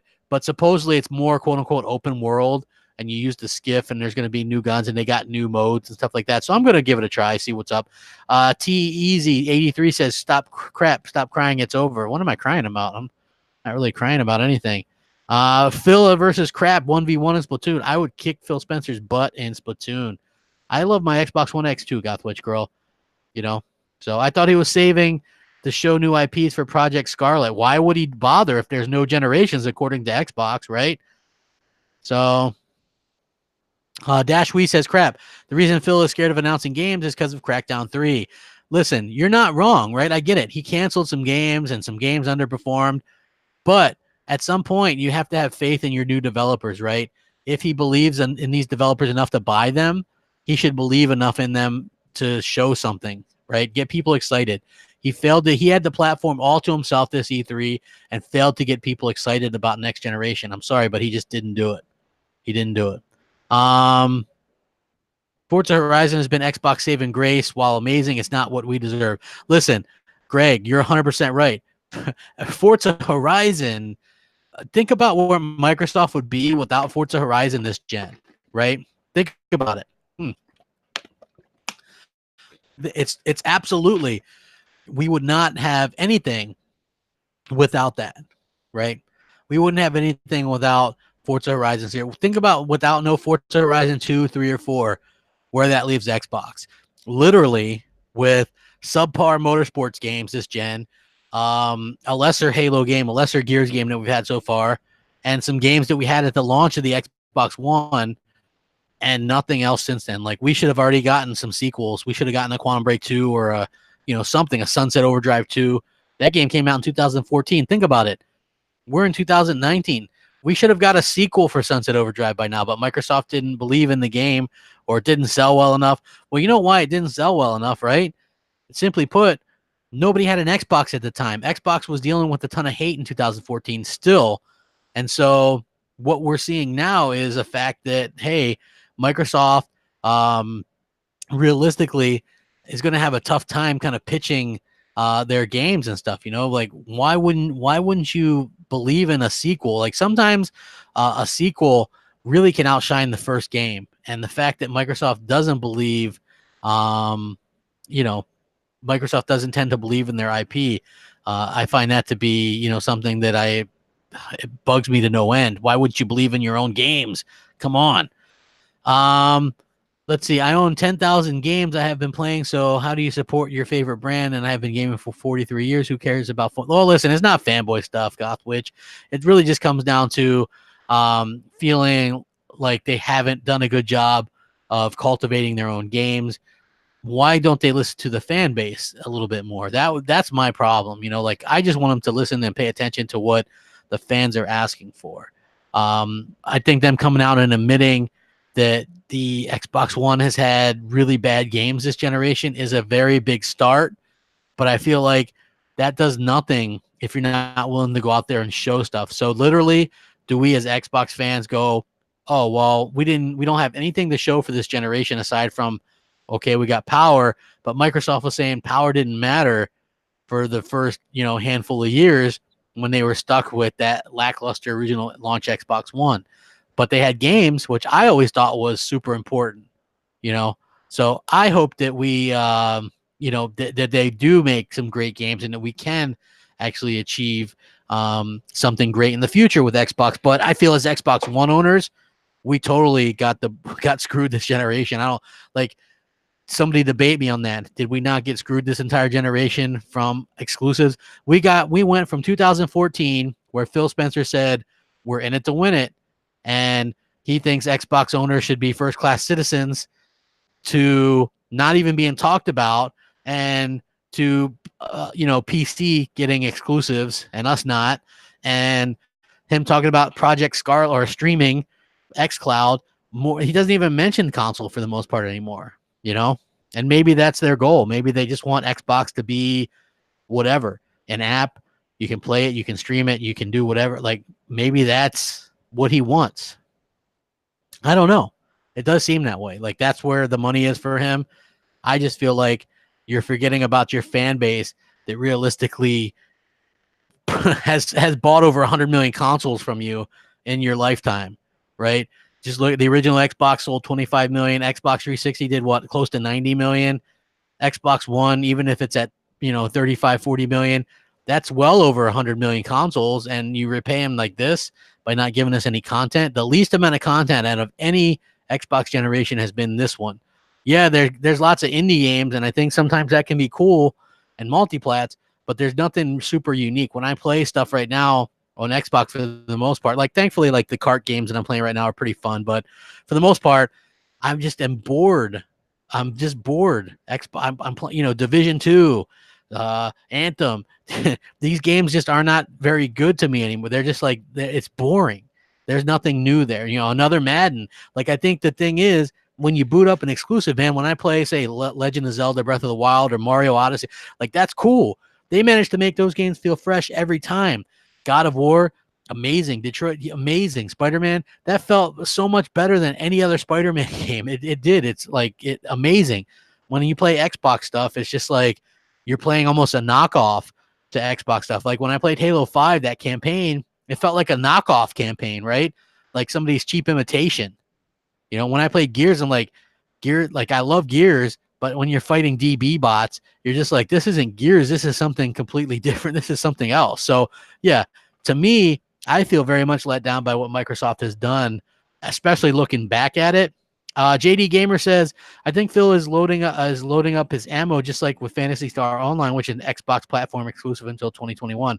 But who cares about Phantasy Star Online, right? Like, I just don't feel like that's a big thing here, right? I know people are going to push it. Like, think about this, JD Gamer. There's been multiple games that have come to Xbox first, and then nobody talks about them for an extended period. It wasn't Conan X. It reminds me of like Conan Exiles and some of these other games. They come to Xbox first, and people will talk about them, and then nobody cares because nobody buys them or plays them in the long run, right? And when I say nobody, obviously not nobody, but the majority isn't going to care about this. And that, to me, is one of the things that Microsoft has been playing along to 8 Goth Witch Girl. I'm not quite there yet, but I've been playing games since my first console was an NES, but I used to play a little bit of Atari as well. So, it's just one of those things. I love it. I love gaming. But yeah, I feel like Microsoft has really kind of screwed the pooch and dropped the ball when it comes to their own content, right? And That's on them. That's on them completely. I do hope that that some people come around. I'm not saying you have to hate Xbox. I don't hate Xbox. Don't get me wrong. I love Xbox. The thing that I'm trying to point out to you guys is that Microsoft really let everybody down, let you guys down a bit. And it's okay to feel let down by Microsoft and want them to do more, right? Like if I'm sitting there and if you're honest, you go, they have had some lackluster games this generation. I see it. And all I'm asking you guys is to just use your heads and some common sense. So you like Xbox. I get it. I like Xbox. When are we going to see some of these new AAA games from them? Like, that's my main question. That's my main question. And that's the one that burns deeply, right? So if they do wait till next year, okay, and they are saving their games, quote unquote, like you're saying, JD, which could be the case, why wouldn't you use that? Like, why wouldn't you use a surprise attack this year, get people excited going into next year, so people already want to pre-order the Scarlett because of the games, right? Right now, what are we getting excited about for next gen from Microsoft? They had a free platform, a free win at E3, and they failed to capitalize on it. So they could have been like, here's Scarlett, and did the way they did it. We're going to have Halo Infinite. We're going to have Forza. Here's a little bit of Fable. And here's a sneak peek at this new IP from the initiative, right? All you had to do was tease something, okay? All you had to do was tease something. That gets people talking. That gets people excited. You know what happens next year? Because they waited, they're going to show off this stuff, right? But nobody's going to care because Sony's going to show off their own stuff like Spider-Man 2. They're going to show off, God of War 2.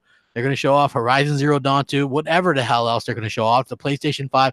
They're going to totally dominate the conversation, and Microsoft will only have themselves to thank for screwing that up because you had one chance to go up there and outshine Sony without them being there, and they failed to accomplish that. They didn't get me excited about the next generation. Maybe you guys are. Maybe some of you are. I don't know. How the hell can you get excited about what we saw? We saw a CGI from the new Halo game that doesn't look next generation. I'm sorry, it doesn't. It doesn't look next generation. So how is that going to get me excited about next gen? I'm sorry, it's not. It's not. So Hellblade is not a Xbox exclusive. It's on everything. So let's see. Any other questions? Oh, JD Gamer said there have been some new IPs this gen that I really like. Ori, which is, double A, Quantum Break, and Recore. Recore is a double A. Quantum Break we'll never see a sequel to, probably. It had potential. I like Quantum Break at launch. But again, that game came out in 2016. We're now in 2019, almost 2020. So, yeah, so some double A's. We will never get another Recore, which that game was bad anyway. But I understand that you like those games. But those games are nothing to really write home about when you look at what the competition's cooking up, in my opinion. So I totally understand what you're saying. Bleeding Edge is a double A game, Javier. It's just a 4v4 brawler. So that's nothing, there's no single player part to that. It's, I to be honest with you, it kind of is what it is. It could be good, but again, it's not exactly what Xbox needed right now, in my opinion, anyway. So Dash Wee says, prediction time. You think Microsoft will start releasing AAAs next gen or keep going down the casual route? I think Microsoft is completely worried about political correctness and being inclusive, and that could be both a good and a bad thing. And I feel like they probably won't do a lot of first-party M-rated stuff. Even Halo, that's T-rated now, right? Like Gears is M-rated. I feel like you have to keep it that way. But even that, they managed to make a little bit more politically correct this time around, if that makes sense. Hopefully it doesn't suffer. What happened with Halo 5 is they tried to make that game politically correct and shoehorn characters into it. And people just wanted to play as Master Chief, you know what I mean? And it's like, can you even name the people from the other squads? It's like, I knew Buck from ODST, but I can't think of any of the other names from any of the other people, and they get aside from Locke because #SaveLocke. But other than that, it's like it didn't really work out. And I feel like Microsoft keeps trying to do this kind of thing, and it might not work out for them long term. So Sony said they aren't going to E3 and drop the ball on Xbox's court, so they struggle with what to show for E3. Yeah, so I really feel like, you know, Microsoft could have gotten people excited, and they didn't really do that. Bleeding Edge, there's loads of these around. Any indie studio could have made that. James Hughes, that's a really good point. I was pointing out like Brawlhalla and some of these brawlers that have come out. I'm not saying that the game isn't good. I think, you know, it'll probably be a 70 rated game or 75 rated game, but Microsoft and Xbox fans, I think, wanted this big new AAA game. And I get that this game was in development and it was only a 15-person dev team or whatever. But at some point, you have to listen and get people that AAA content that they are desiring. And Microsoft hasn't really done a good job at that, unfortunately. You know, I feel like there's still more that they can do. So JD Gamer says the largest game in the world started off as a AA game, and that's Fortnite. Well, listen, Fortnite they hit on something with that casual market, right? And that kind of those type of graphics that just kind of appeal to kids and stuff like that. And I get that. I particularly don't care about that kind of stuff. It's whether a game is a super hit or not. I just want to have enjoyable content, and Microsoft hasn't really had that for me personally.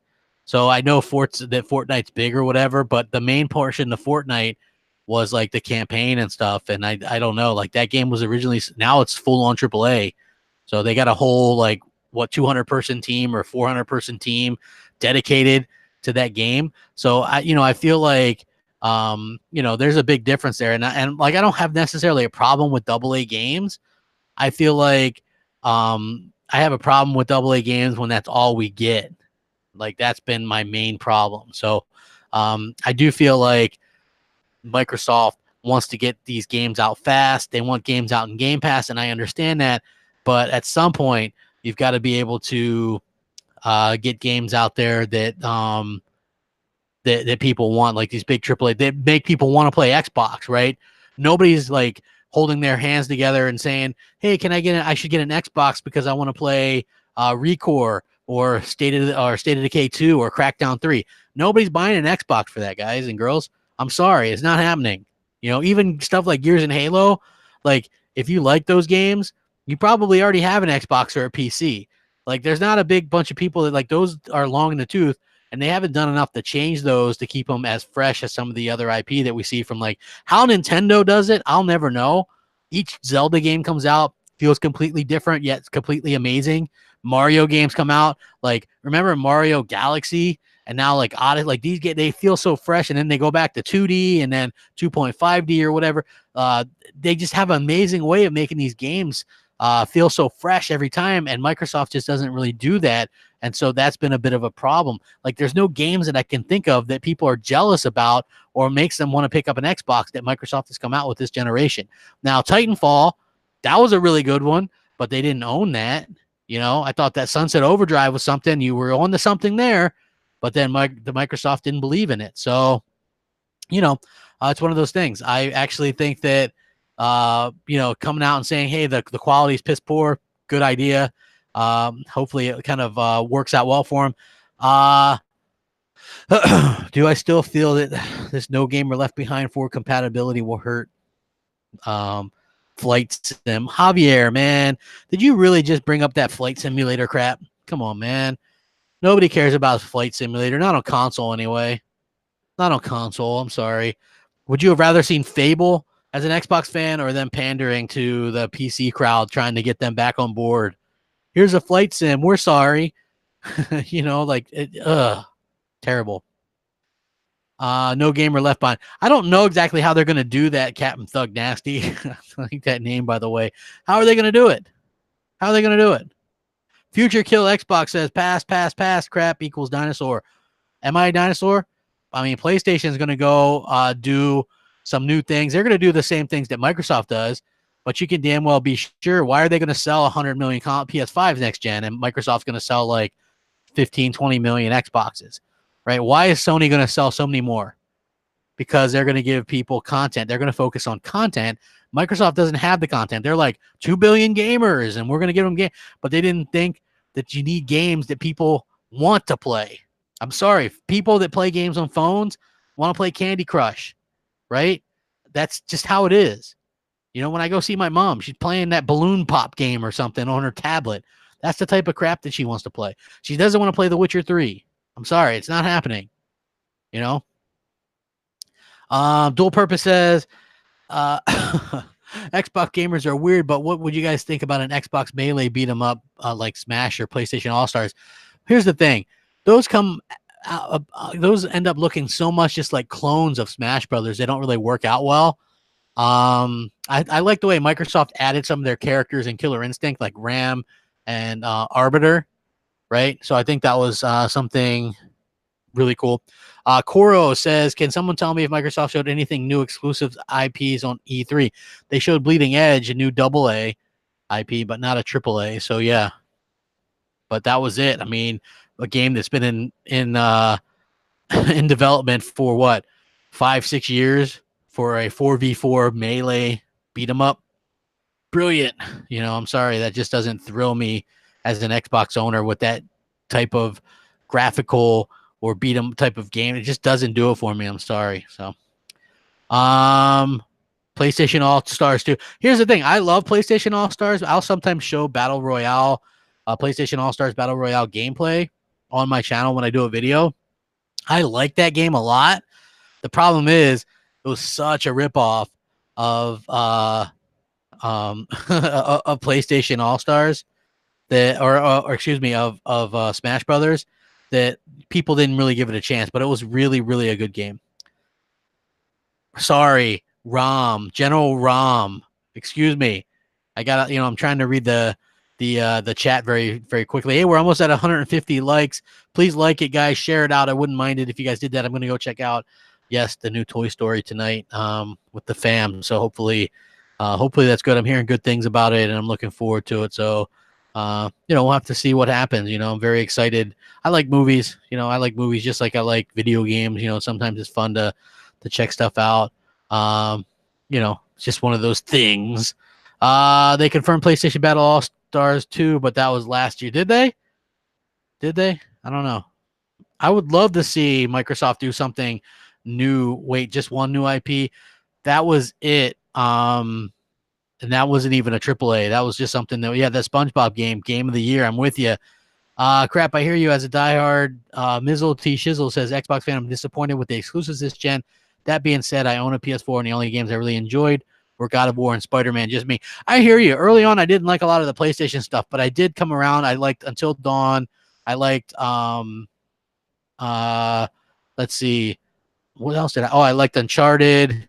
I've liked a lot of the games, man. I thought they've really done a really good job with that stuff, but they really came into their own. And I think The Last of Us 2 and Ghost of Tsushima are going to be killer games as well. And new IP. Days Gone is really fun too. Paige says, crap, don't forget Xbox hits the reset button late 2020. A new start. PlayStation will have the war on their hands because we will bring our A game next gen. It starts with E3 2020. Well, Paige, I hope you're right. But if Microsoft's idea to start this war is just more Halo and Gears, or more Halo, Forza, and a new Fable, they're going to get smacked around. JD Gamer says the issue is franchise fatigue with releasing multiple games in the same franchise in a generation and not having other franchises to get gamers excited about in the meantime, i.e. no Forzas per gen. Yeah, like the problem is, like the Forzas wouldn't have stand out so much or been as fatiguing if we would have seen other games. I've said this multiple times. Sea of Thieves doesn't get the crap that it gets if it launches between a brand new AAA IP and Halo, right? State of Decay 2, if that launches between Forza Horizon 3 and a new AAA IP, it doesn't get the hate that it gets. Crackdown 3, same thing. Unfortunately, when you haven't done anything new, those games tend to stand out, and that's a bit of a problem. You know what I mean? And you could see that. Crap. Die Hard, easy gamer, just doing this BS. Oh, seriously, we are paying for this. Dude, I wouldn't even say that, man. It's just like I'm out here like talking a little bit, interacting with the fans. There's people out there that are telling you, wait till next year, making a lot more than me. So, it's just one of those things, man. I'm just out here kind of having fun with it. It's, if you don't like what I have to say, it's optional content, my friend. You don't have to watch. Joe Parsons says Phil Spencer is pandering to the wrong crowd that do not play video games, specifically if he's reporting gaming journalists about removing free speech on his platform. So if you guys are just catching this, and I did a video about it last night, Phil Spencer warned everybody that Xbox Live is not a quote-unquote free speech platform. Basically what he means is he wants Xbox Live to be a safe place for gamers everywhere. The problem with that is Xbox Live was kind of built on trash talk. So what's okay versus what's not? I think we obviously all know what's not okay. But then again, if you're playing with your friends or whatever, you're just having a good time trash talking your mother, all this kind of stuff. Like that's the kind of stuff, like where do you draw the line? Who is the police that kind of polices this situation? That's what I would like to know. Okay. Like if you look at how Microsoft is going to police this.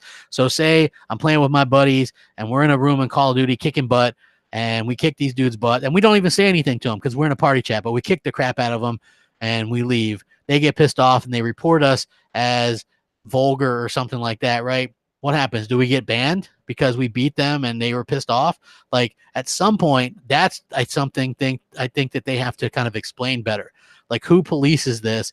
How do you tell if it's a legit complaint versus fake complaints from people that are just butthurt? So the funny thing is, I used to be one of the people that would, I was like Xbox support. I did the free support or whatever, where you would, and they had us checking gamer tags. This was back in the 360 days. So people that would report gamer tags as being offensive, my job would be to check that and see if it was offensive. And some of them were offensive or whatever, but you could tell the ones where they weren't offensive at all, and they were just like probably some like try hard at Call of Duty, and they just beat somebody, so somebody reported them as an offensive gamer tag, like XXX no scopes Magoo, right? Like you knew that was somebody that was probably no scoping people on Call of Duty, and somebody tried to get them banned or whatever. So, you know, Sonic, you're not wrong. I'm not going to say that on stream, but you're not wrong. Why does Xbox exclusive not look as good as Sony exclusive? That's just because I think the fact that Sony's developers put so much time and effort into that particular platform. So basically what I'm saying is Sony doesn't have to worry about, PC version for the most part. They don't got to worry about, scaling it down to this or scaling it up to that. It's just one of those things where they can kind of do what they want and they take full advantage of it, where Microsoft hasn't really had that. Have we had that game that really takes advantage of the Xbox One X from the first party? I'm not sure that we have. So that is something that, that we kind of have to deal with as well. So again, I think that Microsoft can have some of these games that look amazing, but one of the reasons supposedly they stopped Lockhart was because developers gave them negative feedback and said, hey, these games aren't looking great. We need games that actually look better, and it's sort of holding it back. And I think that's a bit of a problem. Like you can't have that holding back your games for your main console, right? So what I'm saying is the base Xbox One model is holding back what we get on the X. Okay. The PS4 is a very capable machine. So is the PS4 Pro, even though they're less capable than the X. But because they're already kind of capable machines, you have much, much less to worry about in terms of, graphics. Like when you play Uncharted 4, even to this day, even though that game came out a few years ago, it looks better than most things on the Xbox One. And same thing with God of War. Those games look amazing. Spider-Man, incredibly amazing. I don't get it. Dual Purpose says Phil's mission was to secretly change the direction of Xbox gradually while making money. He succeeded, and many are along for the new ride. Hey, that's fine. That's fine. They want to make money. They're continuing to make money. I get it. JD Gamer says if Microsoft super polished Forza and just released one great Forza Motorsport and one great Forza Horizon per gen with at least a 2-year gap between the two, they would be even better and more cherished. You're not wrong, JD Gamer. I think you could, depending on how long the generation is, you could probably get away with maybe 2 each. I think next gen, the consoles are technically going to be future proof. So I think we're going to have a longer generation than what we're used to. Yeah, yes. Thanks for pointing it out. He says, crap, what you're talking about is the Xbox Ambassador program during the 360 days. That's exactly what it. I used to, just in my own free time, man, I would go there and answer people's questions. That's how much I loved Xbox. I work for free. What a sucker, right? The Geeky Nerd says, Sony knows how to cultivate talent. Like, imagine if Xbox let Bungie work on something instead of Halo. So, yeah. I think about it. If Microsoft would have let Bungie work on Destiny, Destiny would be an Xbox exclusive, and Halo would still be an Xbox exclusive. That's amazing. You know what I mean? That's absolutely amazing. Panzer Magnet says we need an actual console war. A true console war would bring awesome games from both parties, but because Microsoft gave up, they are now focused on Game Pass. We only have fanboy wars. Well, I think it depends.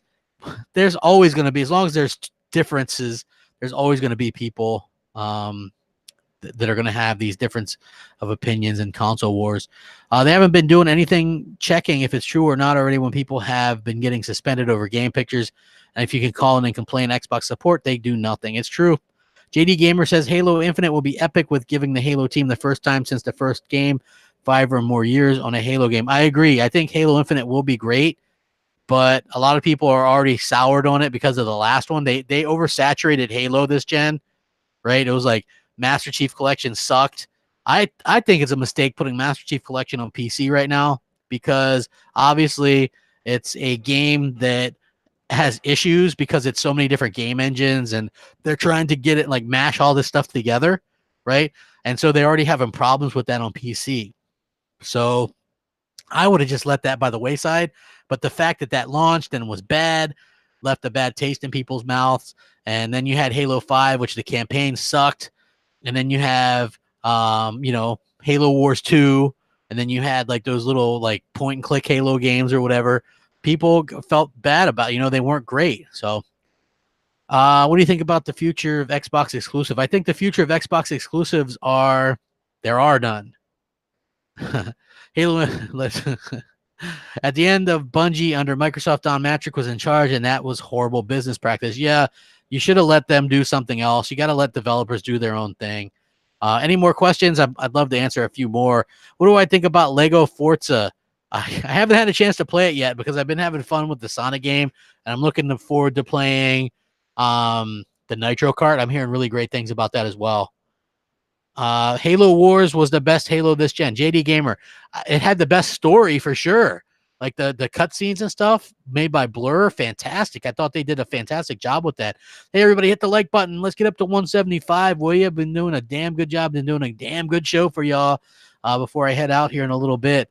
But yeah, I think that Microsoft, they're on to something by letting their studios kind of take a little bit of a break here and there. But I also feel like at some particular point, you've got to let people know what you're working on, some kind of roadmap. So maybe you guys saw this the other day, but Microsoft, or was it Sonic team, said 2021 is going to be big for Sonic, right? So they're letting you know about a roadmap, okay? Hey, 2021, we're coming out with some Sonic news. That's years away.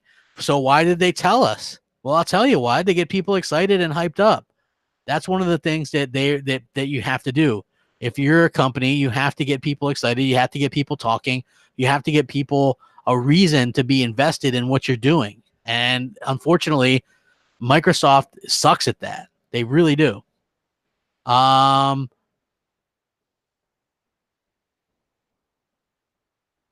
so no wonder MNC is bombing. It's you. MNC is doing really well, man. I think the last one did quite well, man. We've got some really good fans over there. So I'm not really sure exactly what your point is, man. If you don't want to watch, don't watch. JD Gamer says the rumor has it that Sony is buying both Insomniac and Remedy. What's your opinion on that?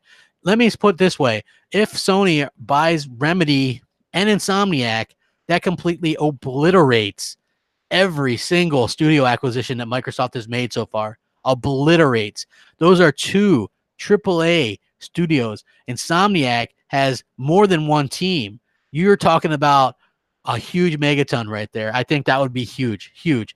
Paige says, crap, are you into Overwatch and Paladins Champions of Realm? No, I played Overwatch. I haven't played Paladins. You know what game I really liked early on Xbox?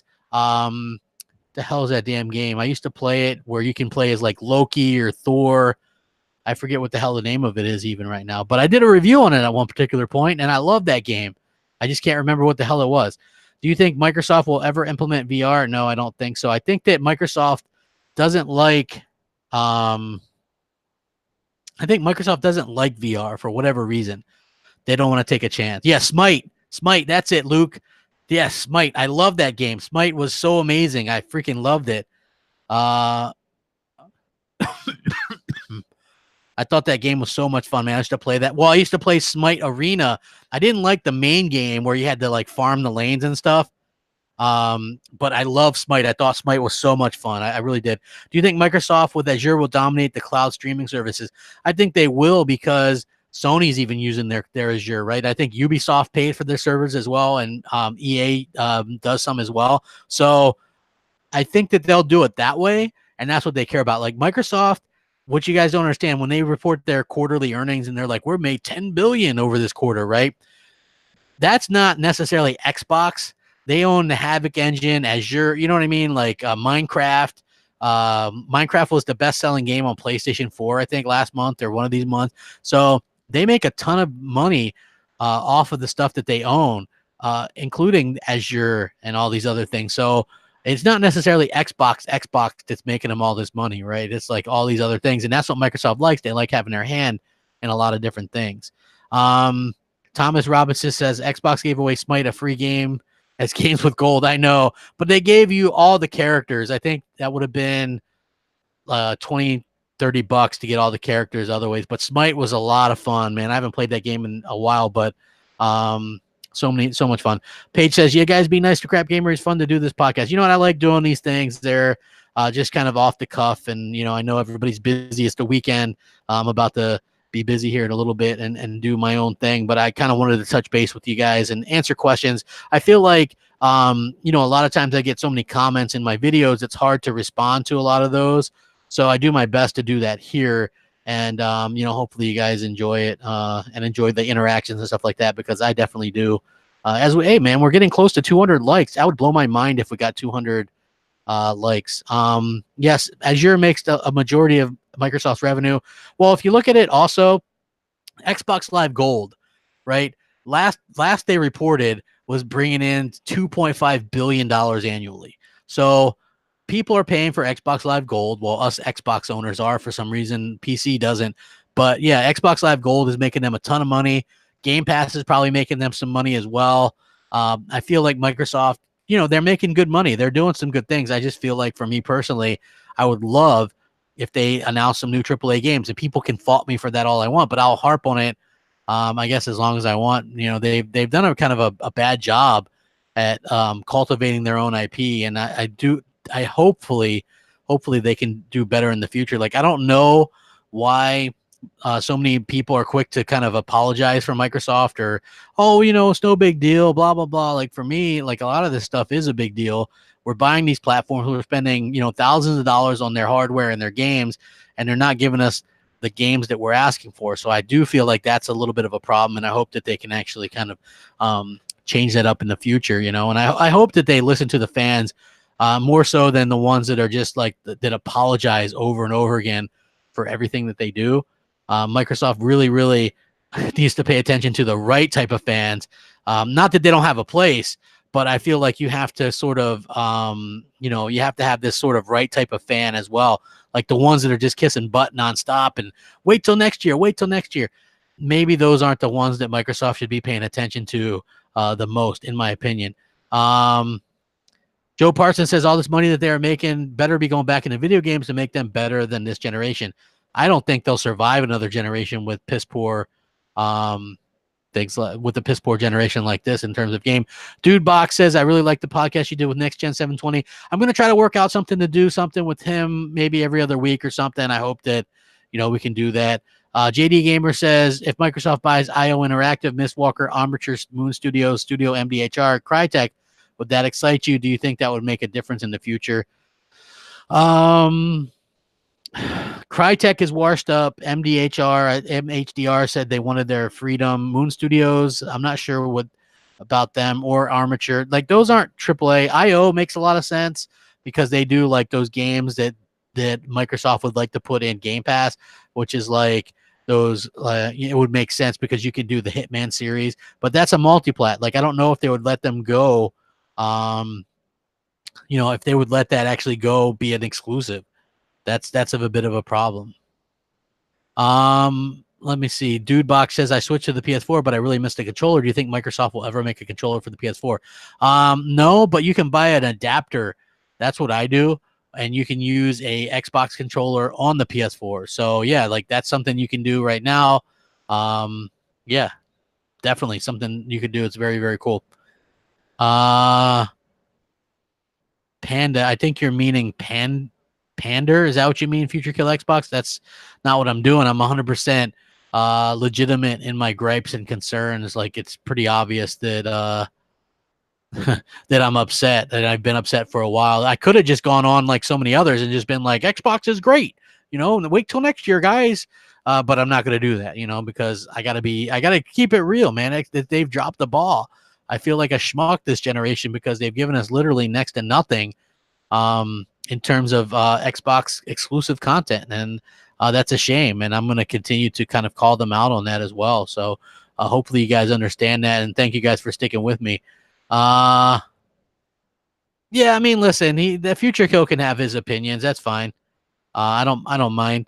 He can think what he wants, just like I can. I don't have a problem with the guy. I actually don't mind a little bit of back and forth with him. So hopefully, hopefully we can agree to disagree. I guess I don't know. So anyway, no, the people that don't agree with you every word you say have an opinion. Future Kill Xbox, you're entitled to your opinion, man. I haven't blocked you or banned you or anything, man. You can say what you want. It's fine. I've respectfully answered pretty much every question you've thrown at me, unless I missed one because I was looking at an article or something. But yeah, dude, I appreciate everybody coming out. Thanks, Richard Cucumber. He says, I really love these kinds of podcasts. Please make more of them.